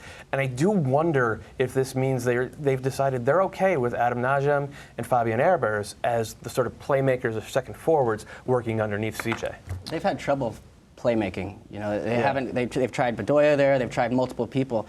Now you can just skip that. Just play it in behind, make them turn and chase, similar to the way Houston has operated. Yep. I said it before, but Houston the best defense is a good attack. And Houston's back line wasn't fantastic last year, but had great numbers, and partly because they put pressure on teams. I think now, more than anything, Philadelphia has a real style, a real system, and a perspective on the game to be able to turn and run and let these guys really go forward. Red Bulls on the clock here at 6. Are the Union now a playoff team? Is this enough? Yes. Yes. The answer is that's the Pennsylvania native speaking there, maybe. Okay, maybe. I think Accam certainly helps Philadelphia. Now, how they put the pieces together in preseason and during the regular season remains to be seen.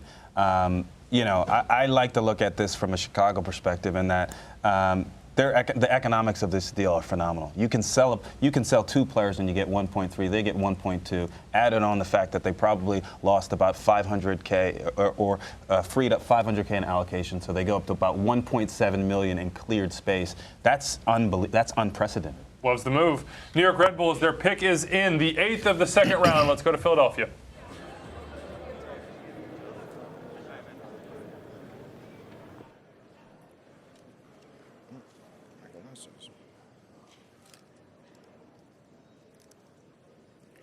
With the 8th pick of the second round of the 2018 MLS SuperDraft, the New York Red Bulls select from the University of Akron, defender Nico De Vera.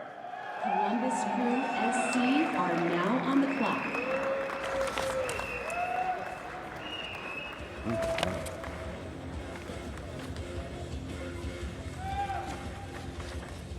Nico De Vera out of Akron, headed to the New York Red Bulls. What'd you see at the Combine, Bobby? High energy guy. We talked about the way the Red Bulls like to play. They want to press. They want to get up and down the field. They want guys with an engine, and this is exactly it. He can overlap, can get balls in the box. He can close down space well. Maybe not the best player, but just fits into what Jesse Marsch wants to do. Red Bulls 2 probably in his future, we'd think? Listen, it's great for the Red Bulls that they have that platform for young players. I look at it like he's a guy that maybe could be the next player to fill in Kamar Lawrence's shoes. Kamar's done really well for them. He's athletic. He likes to get forward. At some point, will Kamar sign a new contract, or will he move on? That remains to be seen. But this is a player that can learn from a player like Kamar Lawrence. He can learn from the system under Jesse and the rest of the staff. So it's an interesting pick. It has to be noted, there have been rumors all offseason about maybe Kamar Lawrence having interest, I think specifically from teams in Turkey. Even if they sell Kamar Lawrence, Nico De Vera is not going to walk in and be a starter in this league. He's going to have to go fight for his minutes at Montclair with Red Bulls too. And like Ali said, it's great for that team that they have that. And it's the same with the pick before. Danny Musovski's a player I like a lot. I think I saw some mock drafts where he was going in the top 15 or so. I know why you like him. Yeah, I mean, he likes me, so that's cool. But like, he's going from UNLV. He's not going to San Jose. He's going up to Reno. He's going to play in USL with Reno. And if he goes there and scores, then he has a chance to win a full-time job with the Quakes, the way Chris Wehan did after the tremendous season he had in USL. And I think you can't be lost that Tyler Adams played 2 years on the USL team for the Red Bulls before he played in MLS at all. Yeah. And so there's a system in place there where as a young player you can get minutes, you still get experience with the first team, or at least exposure, and still develop so that hopefully we talk about when does a player kind of turn the corner. I always think it's probably the third year. In the same way in college you kind of turn the corner your junior year. It's not too dissimilar at the pro level. You've got to find a way to develop, be a part of the team for those first 2 years as a professional, and then that third year you've got to be a rock star. All right, we've seen Florian Velo, Aaron Long make impacts off that USL team as well. Columbus Crew SC are up next. I got to ask, guys, we're at the point in the second round here where hearts are maybe in stomachs for a few folks that are at the draft, rated highly. 2 generation Adidas guys still have not gone. Gordon Wild, Edward Opoku. We'll talk about them in just a little bit. The pick is in for Columbus Crew SC. Let's head back to Philadelphia.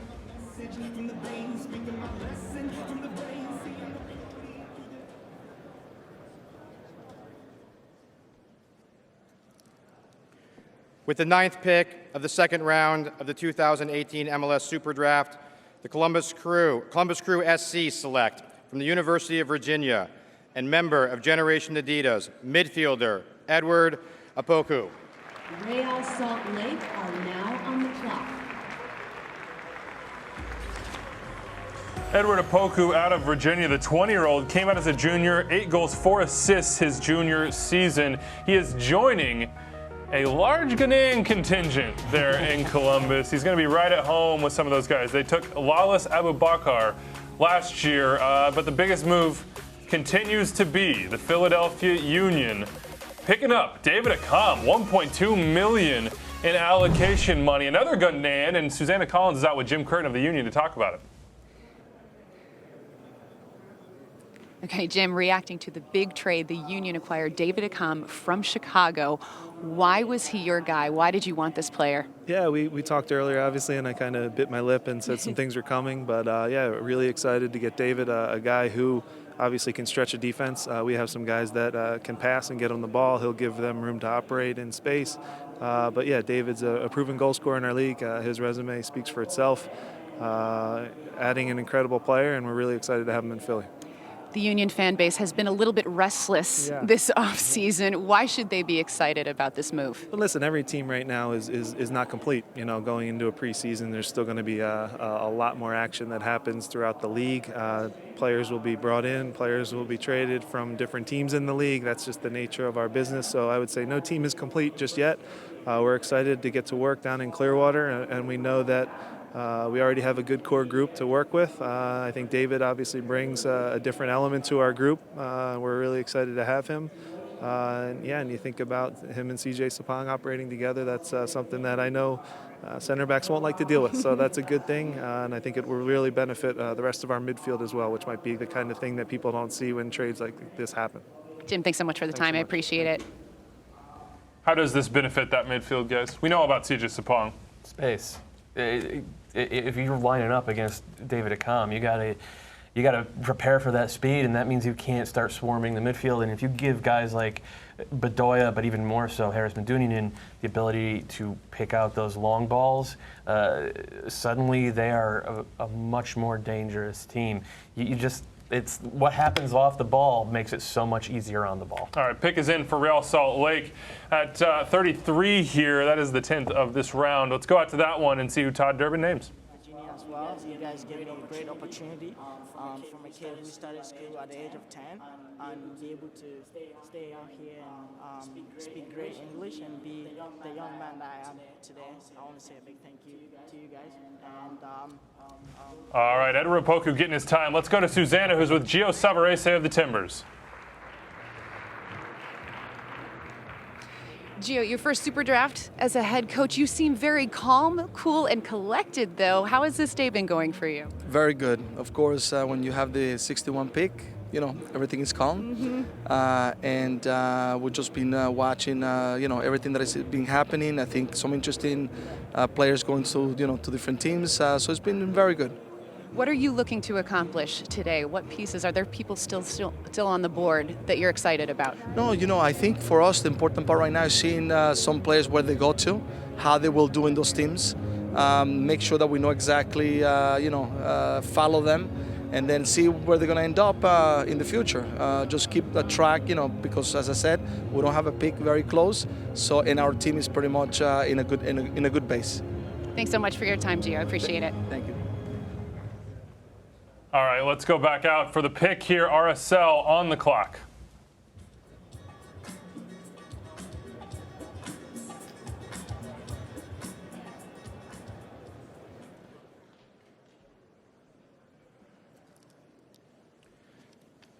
With the 10th pick of the second round of the 2018 MLS SuperDraft, Real Salt Lake select from Creighton University, midfielder Ricky Lopez Espin.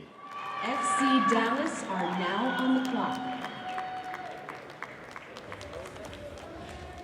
Ricky Lopez Espin going to RSL. The Creighton midfielder, forward, goal scorer his final 2 years, 12 goals in his senior year, 10 goals in his junior year. Doyle, what do you think about him? I think he's a center forward. I understand that he's listed as a midfielder/forward, but to me he's a guy who projects best as a big, strong, aerial dominant number 9. You see, he's got good footwork. He's got really soft feet. I think if he had gone to a different college and played in a different system, he would have put a lot more goals on the board. This is a really good value pick for RSL. And you also know, and this is a weird way to think about it, he busted his ACL as a freshman, and he worked hard, and he came back, and you know that because of that, you know he has the work ethic to recover from a devastating injury like that. Ed Raboku is going to have a chip on his shoulder, for sure. Goes to Crew SC here with the 32nd pick, 9th overall, but Generation Adidas sat on the board for a long time. What's that do to his mentality? If you can get that much high-end talent, Columbus is going to be excited, especially, like you said, he has something to prove. A lot of these guys who are first-round draft picks feel like they've made it. They feel like they've accomplished something. So to get a guy with the talent of a first-round draft pick and get him in the second round just adds a little something extra. Yeah, I mean, it brings you back to reality. You know, this is professional sports, and so a lot of times information goes a lot of different ways. You hear a lot of things from fans and different things on social media, maybe your agent, maybe your parent, about where you should be drafted, whether that's in the top 10 or in the top 5. And as a young player, as a young person, that influences your expectations. And so when you think you're going to be drafted in the first round and you drop to the second round, it's a reality check. And those guys need that because you're going to go into preseason, and whether you're a first-round pick or a second-round pick, you got to make the team. I have it from good sources that Kalen Carr's draft stock is dropping right now. Oh. It's not where you start, it's where you finish. Trash talk here. Yeah. Strap on the helmet. That's where Kalen Carr finished. Let's go back out to Philadelphia. FC Dallas's pick is in.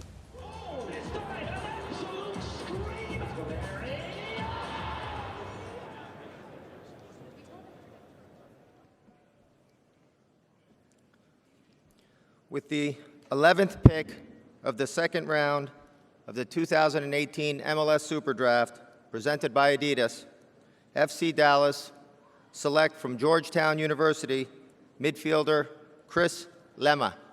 The San Jose Earthquakes are now on the clock. Lino DeQuola taking over at the podium. Chris Lema has his name called out of Georgetown. The midfielder was one that you liked at the Combine, Bobby. Yeah, perhaps the best passer of all the center mids, but here is his weakness. While he's a good passer, while he's good in possession, he just vacated the middle of the field too often. But I'll tell you from experience, having been a center midfielder who did the same thing under Oscar Pereira my rookie year, Oscar will be in his ear. So in terms of a guy who has the technical ability to go to the league, he can do it, and Oscar is the coach to teach him the best way. Tell me what these guys are going to be in for with Oscar Pereira. What are they walking into first day of preseason? Dude, a fire. There's no other way to put it. The most intense practice session of I could tell you so many Oscar stories that would get cut off the air so fast because the guy is just the most intense human being you've ever been around, and it's awesome. It just makes you every single day want to fight so hard. And he's not just. Go ahead. No, he's not just I would call intense, but he's passionate. That's you know, probably a better he word. loves the game. He loves young players. He wants to develop them, and he wants to instill a work ethic and a passion and a love for the game as well as the club as best he can. So you got to see a little bit of Chris Lema though, because he was a Red Bulls Academy product. Yeah. So I mean, I saw a lot of him. I remember even when I worked in the league office, I went down to Bradenton and watched him play when he was with the U17s, and I had a conversation with the coach down there. So I've seen a lot of him, especially, you know, he's played with a lot of Red Bull players who have gone through that Georgetown system as well.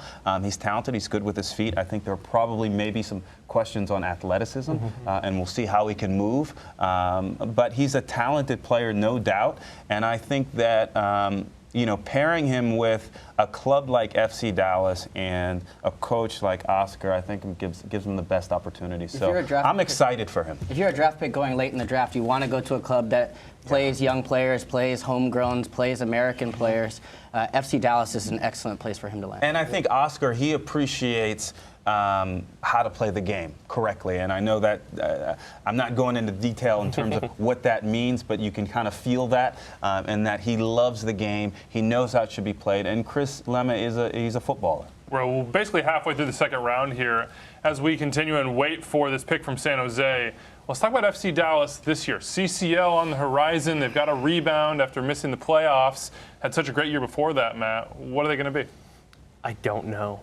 I don't know because I mean, what happened in the second half of the season to FC Dallas last year is unprecedented. I'd never seen a team that good in MLS tank that hard, and we know why it was. The locker room broke. Maxi Urruti wanted out. Hernan Grana was a problem. Kellen Acosta thought he was going to be moved. Walker Zimmerman wanted out. Maybe Barrios wanted out. Maybe Grazo wanted out as well. So they have most of those guys back, and they have to weave something coherent out of it.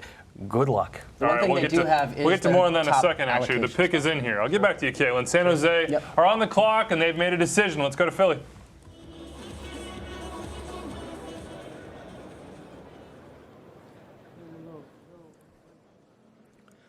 With the 12th pick of the second round of the 2018 MLS SuperDraft presented by Adidas, San Jose Earthquakes select from the University of Louisville, forward Moutinho.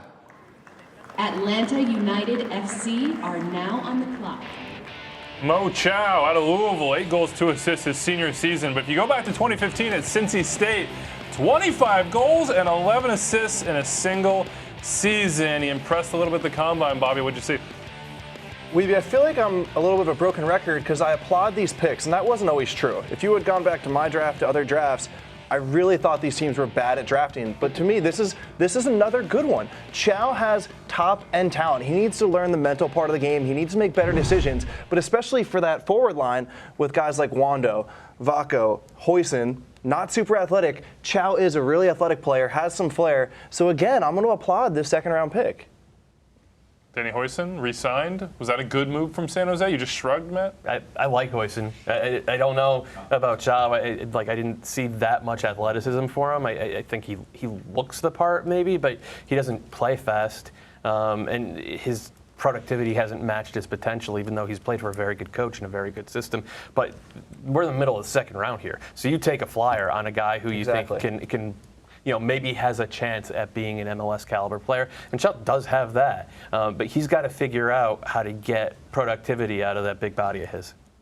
All right, let's talk Atlanta here, guys. And this is one of the most exciting teams in the league over the last year or so. Every single game they watch, you've got to tune in, and they might be making a big addition. Ezequiel Barco, what if they do it? What if they go spend double-digit in the millions?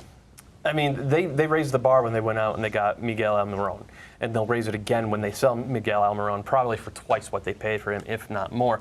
Barco is that, only more so. He's one of the very best teenagers in the entire world.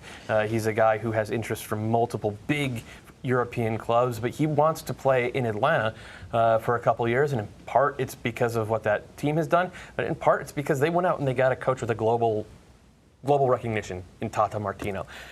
So if they can get him and then coach him up, and then at age 20 flip him for multiple millions of dollars, they have sort of created a new way of doing business in MLS. All right, let's get to the pick here. Atlanta United's pick is in. We're headed out to Philly.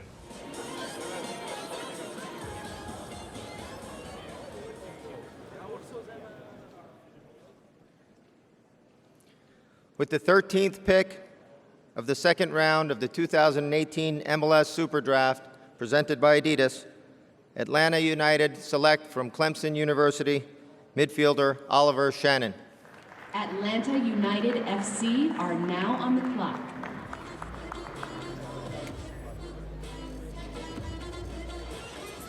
Oliver Shannon out of Clemson, the midfielder. A starter his final 3 seasons, but really played most of the time for 4 first-team All-ACC his senior year. Headed into Atlanta squad that's expected to be one of the most exciting, if not one of the best in MLS this season. Young, explosive, impressive. Shannon, what are they getting?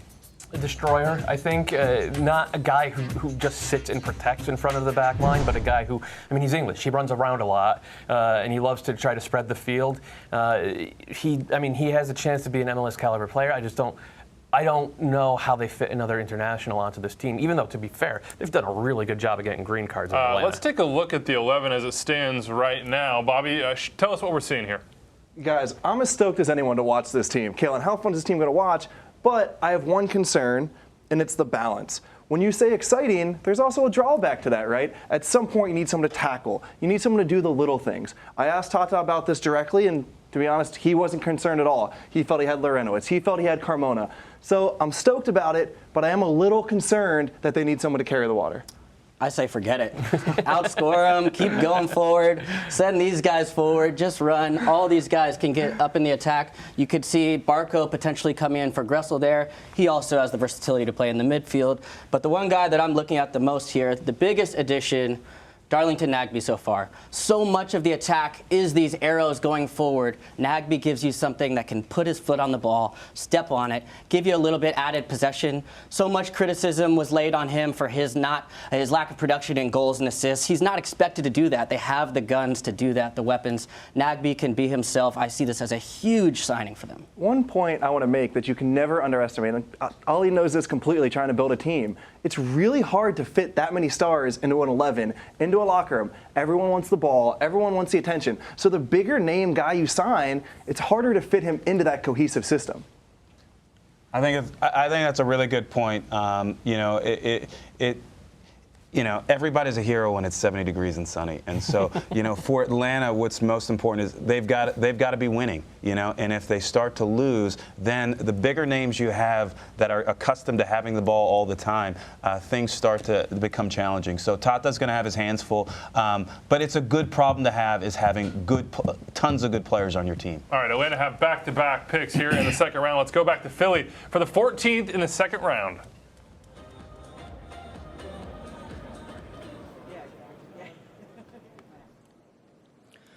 With the 14th pick of the second round of the 2018 MLS SuperDraft, presented by Adidas, Atlanta United select from the University of Maryland, forward and member of Generation Adidas, Gordon Wild. The Chicago Fire are now on the clock.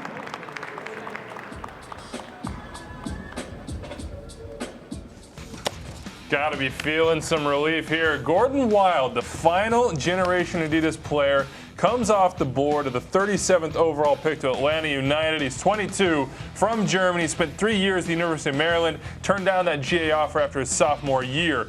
He had a huge year, that second one, 17 goals, first-team All-American. It went down the final year, 5 goals in the first 6, then out. Why, Doyle? What's wrong here?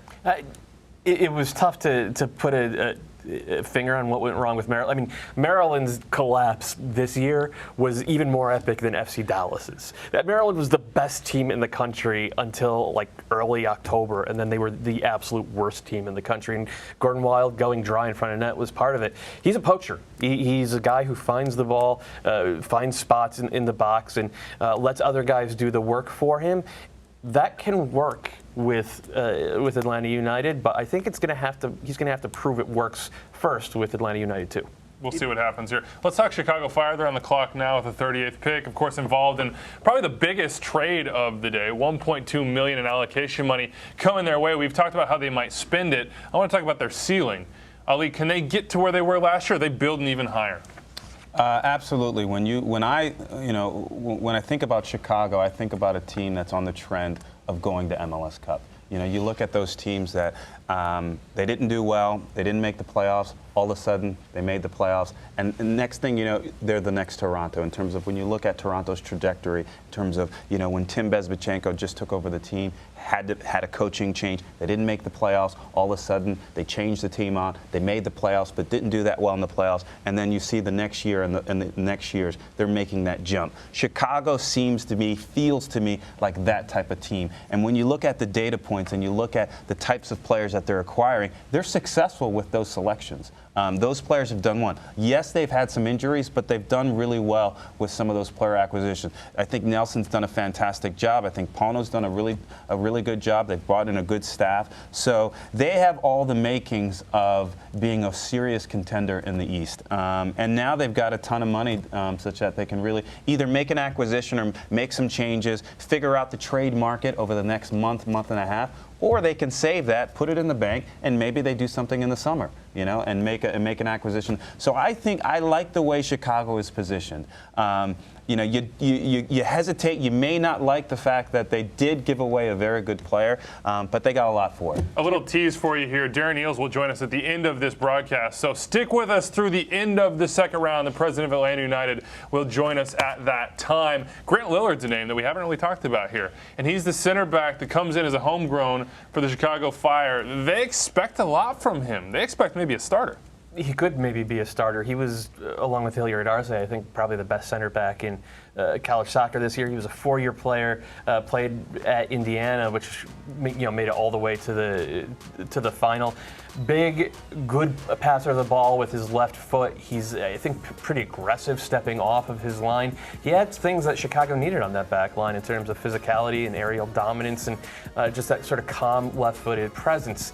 But he's a rookie, and teams that compete for MLS Cup generally don't start rookies in the center of defense. So you have to wonder if some of that, haul they got for David Accam is going to go to getting a top-tier center back. And you also look at their roster; they have 2 wingers right now. One is Luis Solinak, who's fine, and the other is Daniel Johnson, who's a second-year player, was a combine hero last year. I like Daniel Johnson a lot, but again, not the type of guy who you pencil in as a starter on an MLS Cup contender. So Nelson Rodriguez, I think, has a ton of work to do. There's talent, but there's a lack of balance in this team that needs to be addressed in the coming weeks. All right, the pick is in from the Chicago Fire. Let's go back out to Philadelphia for the 15th pick of the second round.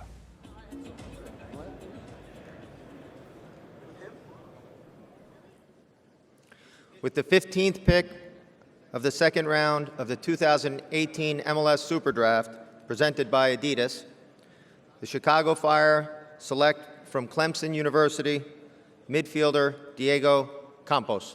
The New York Red Bulls are now on the clock. Diego Campos cut his hair, but he had quite the flow before. Doyle and Ali are sitting here very, very jealous of that. 10 goals, 9 assists his senior year at Clemson. Bobby, what are they getting here? They're getting a goal creator, either out of the 9 spot or the 10 spot. He's not someone who'll get on the ball often. He's not a facilitator. He really is the guy that wants it and wants to try and find his way towards goal, which, apparently on the Chicago Fire, they need both a 10 and a winger right now. So there's a spot for him. I think Bakero maybe is their write him in pencil 10. Yeah, it seems like it. But Campos has a chance to win a job. He can. Look, we talked about Shaw a couple picks ago, saying his productivity didn't really match his potential. Campos is the other way around. He figured out he's not the most impressive guy out there if you look at him, but he figured out a way every year to be productive. He's a soccer player, and bet on that, I guess, if you're the Fire picking. Where they're picking right now. It feels like a reach. Couple of nice pieces from college coming into the attack. You'd expect them to go out and spend that money, though, on the market.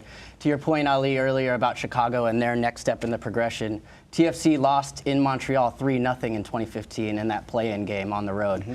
I saw that same sort of naivete from Chicago. The Red Bulls walked into Toyota Park and just beat them up in the playoffs. They didn't have that experience. It's really hard to replicate that.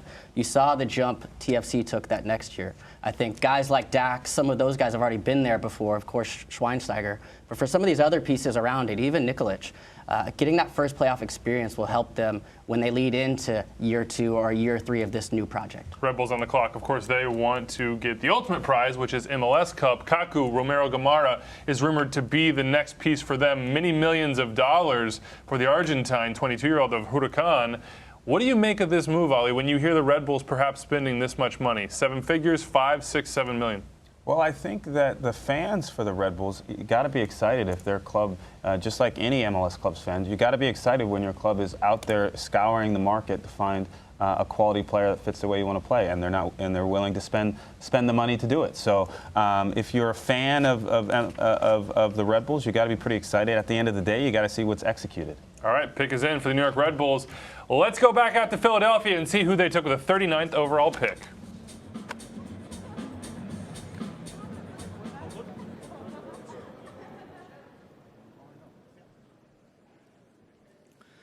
With the 16th pick of the second round of the 2018 MLS SuperDraft, presented by Adidas, New York Red Bulls select from the University of Wisconsin forward Tom Barlow. The LA Galaxy are now on the clock.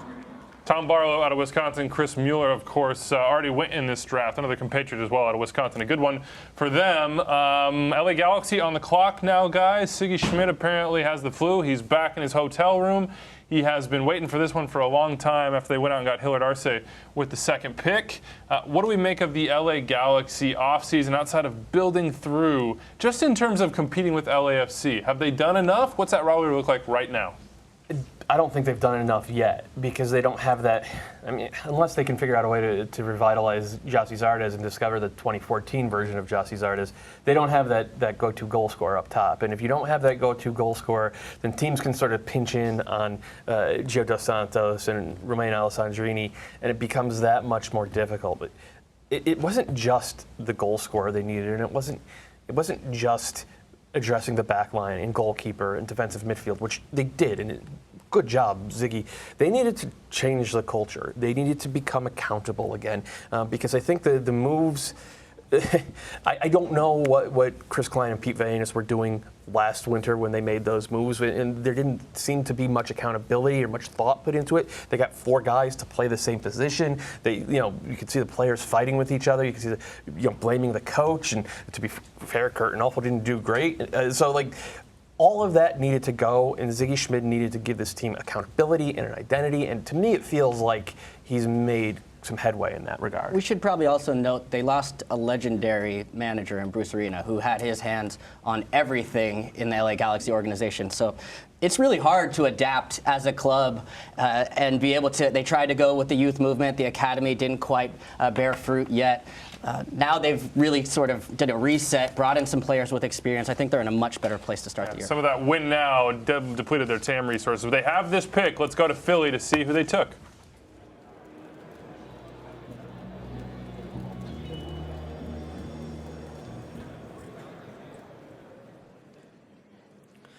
With the 17th pick of the second round of the 2018 MLS SuperDraft presented by Adidas, LA Galaxy select from Stanford University midfielder Drew Skundrich. Minnesota United FC are now on the clock. Drew Skundrich out of Stanford. Bobby, that means you get first crack. Man, they want winners. What can you say? I mean, this goes exactly to what Matt said. It's a joke, right? Always play up Stanford. But what Doyle said, they need accountability. They need to change the culture. And who better can you bring in than guys that won 3 straight championships? Listen, Drew played center mid in college. He's going to have to move to outside back, but he's a guy that can play multiple positions. Decent athlete, but just a good person who has no problem raising the level of his teammates. What's his position in MLS? Is he a 6? No, absolutely not. Outside back. All right. I got to break in right here, right now, because Susanna Collins is with Darren Eales, the president of Atlanta United. Let's go to Philly. Darren, when we spoke earlier, I mentioned Barco watch, and you kind of gave me a funny little look, but you just broke some pretty big news, didn't you? Yeah, look, we're really excited. Atlanta United, signing Ezequiel Barco, one of the best under 19 players in the world. It really says a lot, I think, for the state of Major League Soccer and the way that this league is going. That a player like him would choose to come to MLS in Atlanta rather than some European options that he had. How do you see him fitting into what is already a pretty potent attack at Atlanta United? Yeah, look, it's a great problem for Tata to have, isn't it, really? You've got sort of, Joseph, Miggy, Tito, obviously now with Barco coming in as well. It gives us some real opportunities, but I do think he gives us something a little bit different. So, if you look back to our nemesis last year, DC United, and teams that sort of sit back, what Barco does is lets us have that player that can dribble and unlock a defence. So I think he does offer us something a little bit different, and I think that blend up front is going to be pretty potent. Darren, thanks so much for stopping by again. Appreciate it. Thanks, Suzanne. Whoa, big news broke right here on the SuperDraft broadcast. Ezequiel Barco watch has been going on for a long time. It is over a multi-million-dollar transfer here. It is a big, big deal. I was joking with a friend yesterday that Atlanta was going to steal everybody's spotlight by announcing Barco on the day of the draft. I respect it so much. Go out there and get all that shine on yourself. And look, all due respect to all the young men who were picked today, the name that is going to be on every MLS fan's lips tonight is Ezequiel Barco. This is an acquisition unlike any other in MLS history. Full stop. So I love the acquisition. I think it's great. I think it fits the way Tata wants to play. I think he'll fit well within the personnel. One of the things that I like a lot is the timing of the acquisition, because a lot of times these transactions, it takes a long time to complete them and just get them signed and done and dusted, and then you have a player that's coming in literally a week before the season starts. Now you've got a talented player that can fit into this roster, and hopefully he'll be able to start day one in preseason. Not just talented, but a winner. Does he have the makings of a Stanford man, or is he more of a Cal Bear? Well,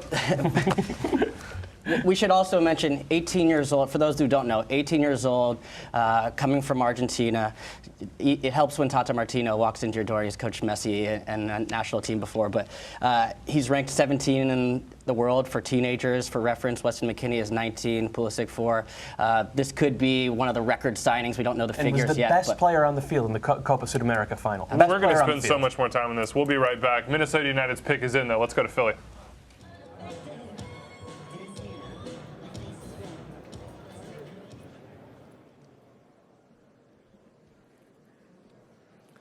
With the 18th pick of the second round of the 2018 MLS SuperDraft presented by Adidas, Minnesota United select from the University of Nebraska, Omaha, midfielder Xavier Gomez.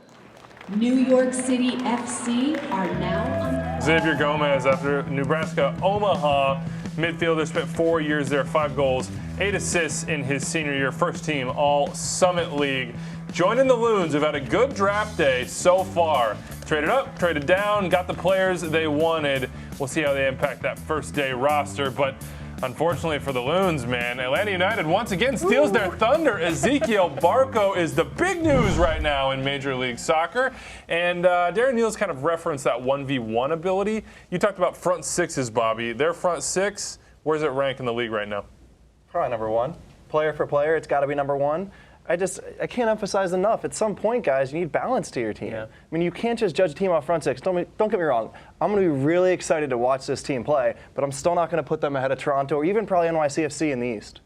I mean, I don't know who's going to win the ball back. Carmona runs a ton, but he's not like a ball winner. He's a harasser, and that's what Larenowitz was so good at last year. And sliding Nagby into Larenowitz's place, I don't get it. Nagby doesn't do that. So I'm with you. I think this team, they maybe lack some balance. But if you win a game 5-3 instead of 2-0, you still get 3 points. And right now, they look to me like they're built to win a lot of games 5-3. And the one thing I would reference also is I hear what you're saying regarding balance. No team in the world is perfect. And you know, when you get an opportunity to acquire a certain player in the marketplace, you got to just make it happen. And then sometimes everything's not perfect. It doesn't always line up. And then you just got to find a way to make that happen, make it work.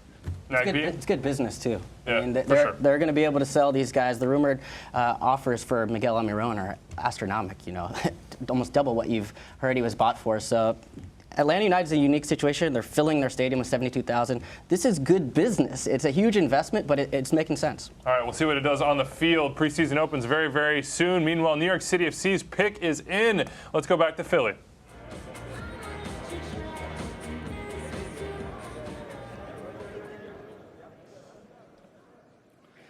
With the 19th pick of the second round of the 2018 MLS SuperDraft presented by Adidas, New York City FC select from Wright State University defender A.J. Patterson. The Houston Dynamo are now on the clock.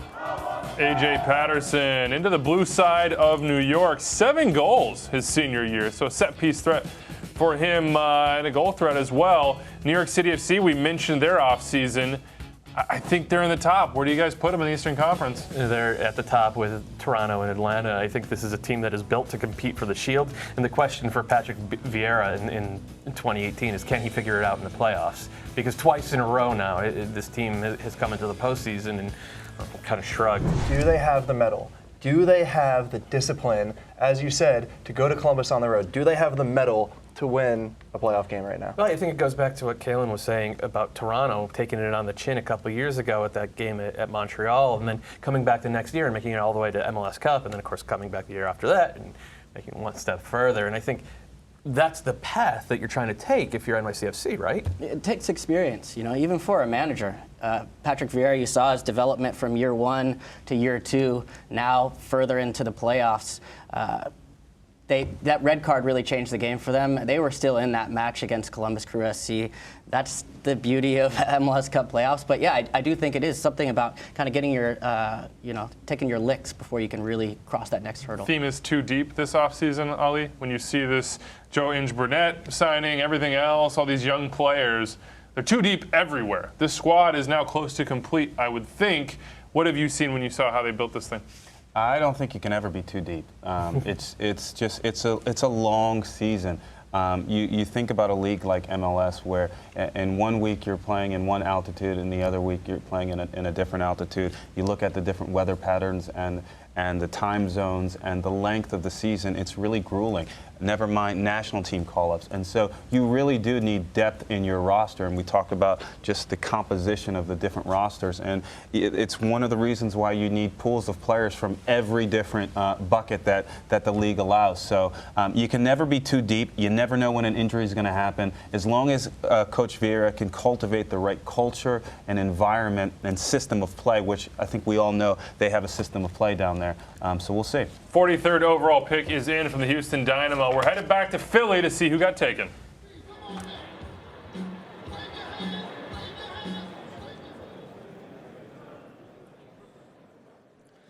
With the 20th pick of the second round of the 2018 MLS SuperDraft, presented by Adidas, Houston Dynamo select from Providence College forward Max Steves. Columbus Crew SC are now on the clock. Crew SC on the clock. Max Steves at the Combine out of Providence. Rookie of the Year last year went to Providence. That would be Julian Gressel. He's kind of a bruiser, Doyle. He was a big body there. Yeah, not even kind of. 100% a bruiser. And if he's going to carve out an MLS career, it's going to be doing Alan Gordon stuff. It can't just be throwing his weight around in the box. We've seen it from Alan Gordon over the last really 10 years. He developed into a type of guy who could set his wingers up with some good footwork, had a little bit of vision. Max Steves is going to have to develop that. If they sell Kubo Torres, he's got a shot at making this roster and maybe playing some minutes as well. I hope nobody downplays the Alan Gordon comment. Yeah, Alan Gordon's awesome. Every team should have an Alan Gordon. Yep. Every team should have someone who's a specialist in the air who can go in and bruise at the end, maybe even go in defending and clear out corners. Yeah. Every team can have an Alan Gordon. He's a free agent. He is. He still hasn't been signed. What have we made of that free agency class here? Still a little bit slow, though. DeMarcus Beasley seems to have signed with Houston. Yeah, I feel like the natural spot for Alan Gordon would have been at LAFC, but they already signed Harvey and Beitashour, and correct me if I'm wrong, you can only sign 2 free agents per draft class, right? I can't correct you right now. You can't correct me, all right. We've got to get Ben Bear on the phone.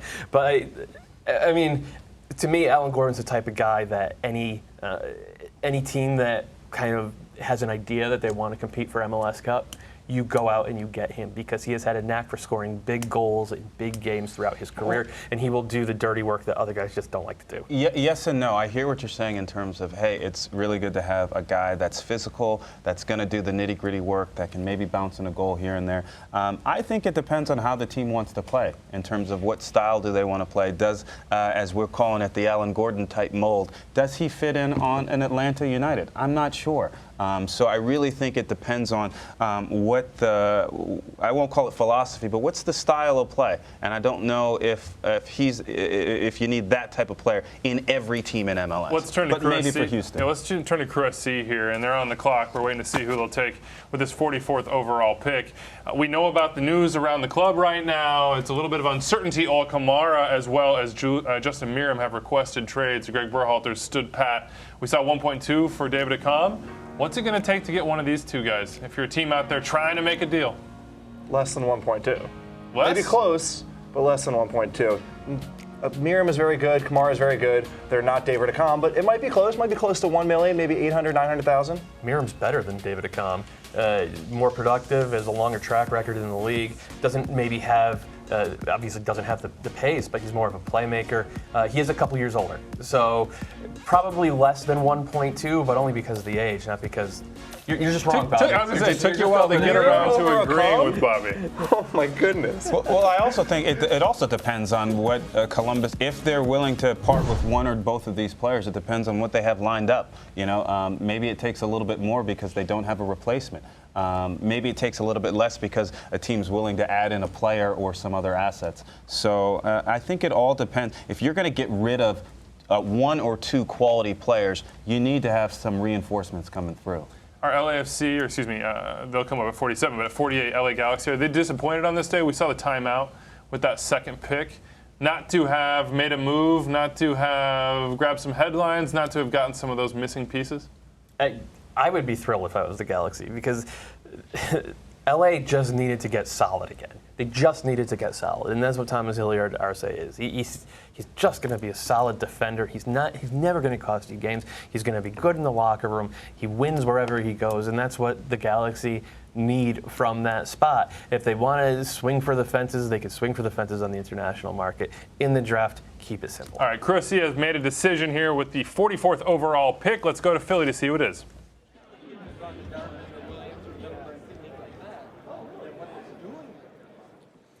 With the 21st pick of the second round of the 2018 MLS SuperDraft, presented by Adidas, Columbus Crew SC select from the University of Maryland, midfielder Jake Rosansky.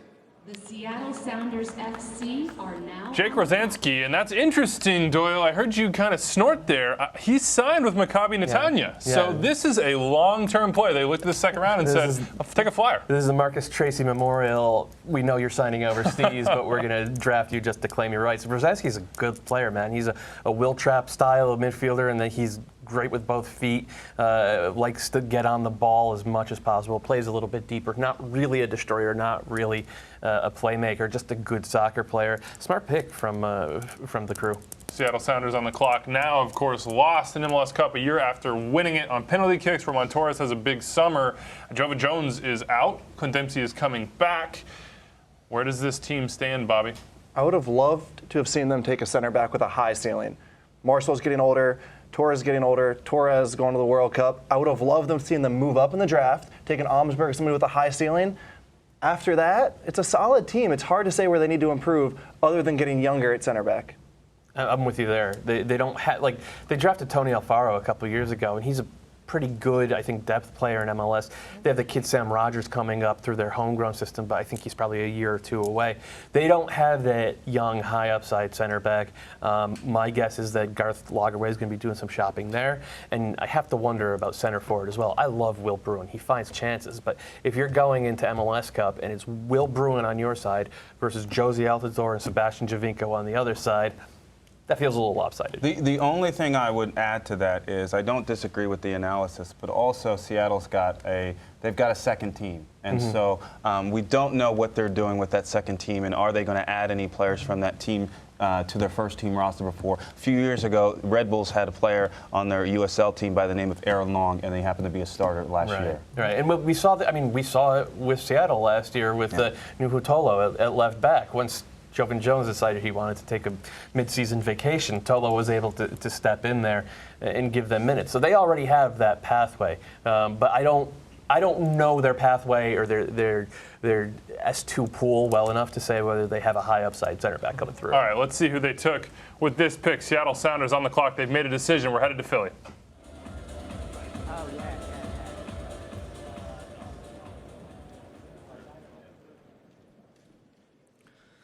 With the 22nd pick of the second round of the 2018 MLS SuperDraft, presented by Adidas, Seattle Sounders select from Duke University defender Marcus Fjortef.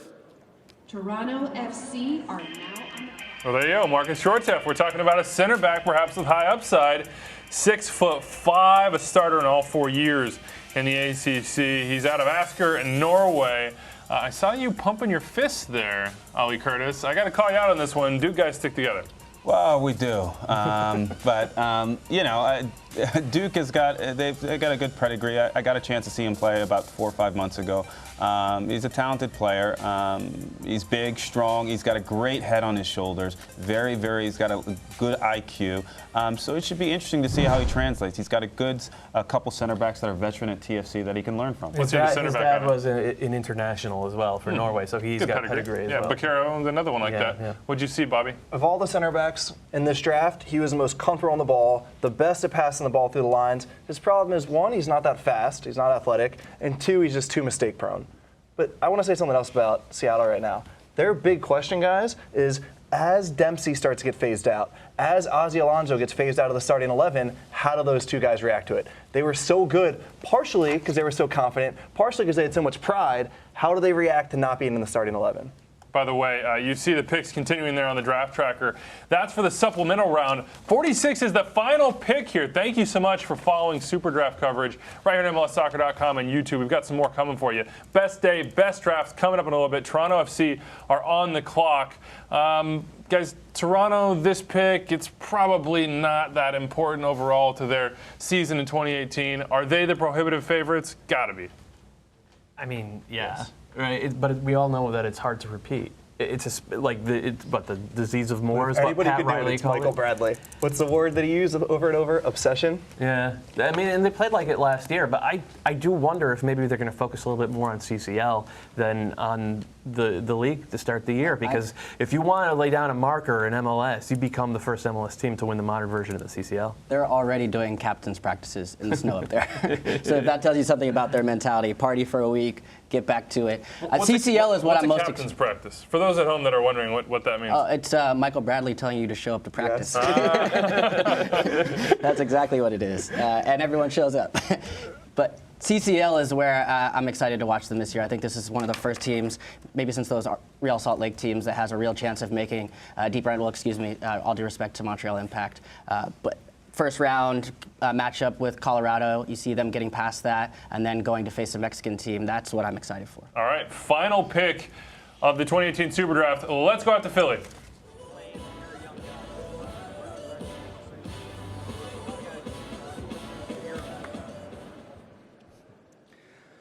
With the last pick of the second round of the 2018 MLS SuperDraft, presented by Adidas, Toronto FC select from Western Michigan University, goalkeeper Drew Shepard. That concludes the draft. Thank you all for coming. All right, plenty more to come right here. Let's go big picture, guys. Who had the best draft? Who impressed you most, Bill? Minnesota United. They got Mason Toye, who I don't think is a starter right away, but he's a long-term asset. And then they got Wyatt Almsberg, who I think could maybe be a starter, especially if they're willing to move Calvo out to left back or maybe even play a back three. Carter Manley, not a great passer of the ball, but a rock defensively at right back. So I think they made themselves younger and they made themselves better today. They're a team that has to treat the draft differently because they're not a big budget team. And Manny Laga's got it right, so kudos to them. Anybody else have a team outside of Minnesota? Who impressed you? Doubling down on Minnesota. They got three guys that can get a lot of minutes in this league this year. Can I throw Chicago Fire out there? Bakero, Mo Adams? I like both of those additions as well. You know, I forgot about it because we've been talking about the David Accam thing so much. But yeah, Chicago Fire just got better, didn't they? Right up the spine of that team. And if you can get answers via the draft, that frees up more money and more room for Nelson Rodriguez to go out and do some shopping on the international market. Sure, I think if you can get, I think Alexi maybe had mentioned at some point, but in general, if you can get one player that can improve your team out of the Super Draft, there's a lot of value in that. For me, I thought LAFC got two players that could that will get significant minutes in this year and years to come, and in that sense, I thought they did really well. LAFC for me also, best day. Moutinho, I think it's going to be rock solid for them, and Blackman as well, solid contributor in the top three. Looking at this draft, looking at the talent, who's the guy, if you had to pick one, that's going to have the biggest impact on 2018? John Bakero, Rookie of the Year. Calling it right now? Starting the... Yeah, no, I don't want to. I don't want to. No guarantee on that one? I got to bring it back. But I think he's got a chance to win his starting job. And if he does, then he's got a very good chance of being Rookie of the Year because he's a talent. Who's the radar, Bobby? Who's the guy that people I'll are talking triple about? down on the Loons, and I'll say Almsberg starts at center back. All right, who had the best day today? You mentioned David Accam. Of course, today was about the Super Draft dreams coming true, but this is a time for big trades. Who's the team that had the best day? Who walks away saying, we're set? Philadelphia. Yeah. Yeah, you said it. David Accam changes the entire dynamic of that franchise. You heard Jim Curtin talk about not only his effect on the forward line, but how it's going to create space underneath for some of those playmakers to have some time and space on the ball. Philly fans are going to be really excited because, Atlanta started the day already happy. They got even happier with Barco. Philly, the most dramatic shift from being at the bottom to now feeling that they've got a real shot at the playoffs. Seconded. That's a really difficult question.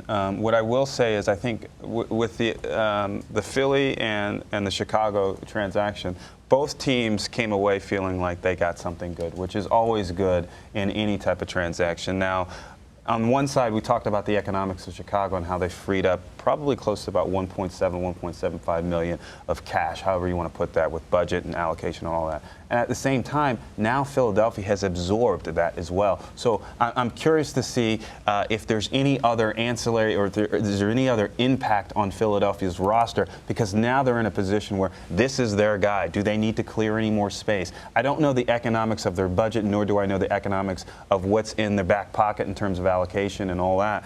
But these were two huge moves. The good thing is that both teams gave up a lot, but they also walked away very happy. All right, we move forward. Of course, the MLS season coming thick and fast. It'll start in March. Preseason's around the corner. What's the feeling like, guys? You getting a little bit of nervousness after you leave this draft floor? What are the players feeling right now? Well, they're probably lamenting the offseason being over. Got a couple long preseason camps looking ahead. For me, I'm most excited looking forward to the introduction of Los Angeles Football Club. I think much has been made about their entry into the league. I've toured the stadium. It's a beautiful facility right in the heart of downtown Los Angeles. Of course, you've got the added dynamic of a potential rivalry with the LA Galaxy, and Bob Bradley back in the league. Him leading the ship, so to speak, I think is a positive for the league in general. For the players, it's just a long few days. They're so excited. I hate to use the cliche, but you've just worked so many years. It truly is a dream come true. But now you've got to sit around for a week before you actually get out on the field. So it's just a ton of anticipation for the next 5 or 6 days. Is it like jumping in the deep end here to jump in this first pro camp? There's not even an alliteration for it. Yes, that first day, your adrenaline has never been so high. All right, preseason coming up. Just around the corner, go download the MLS app for all the coverage. Of course, MLSsoccer.com is your source for the news for the supplemental draft next week. The drafts are not over, everybody. All the coverage right there. Thank you so much for watching and following along right here on the MLS SuperDraft 2018, presented by Adidas. I'm Andrew Wiebe for these guys. We'll see you next time.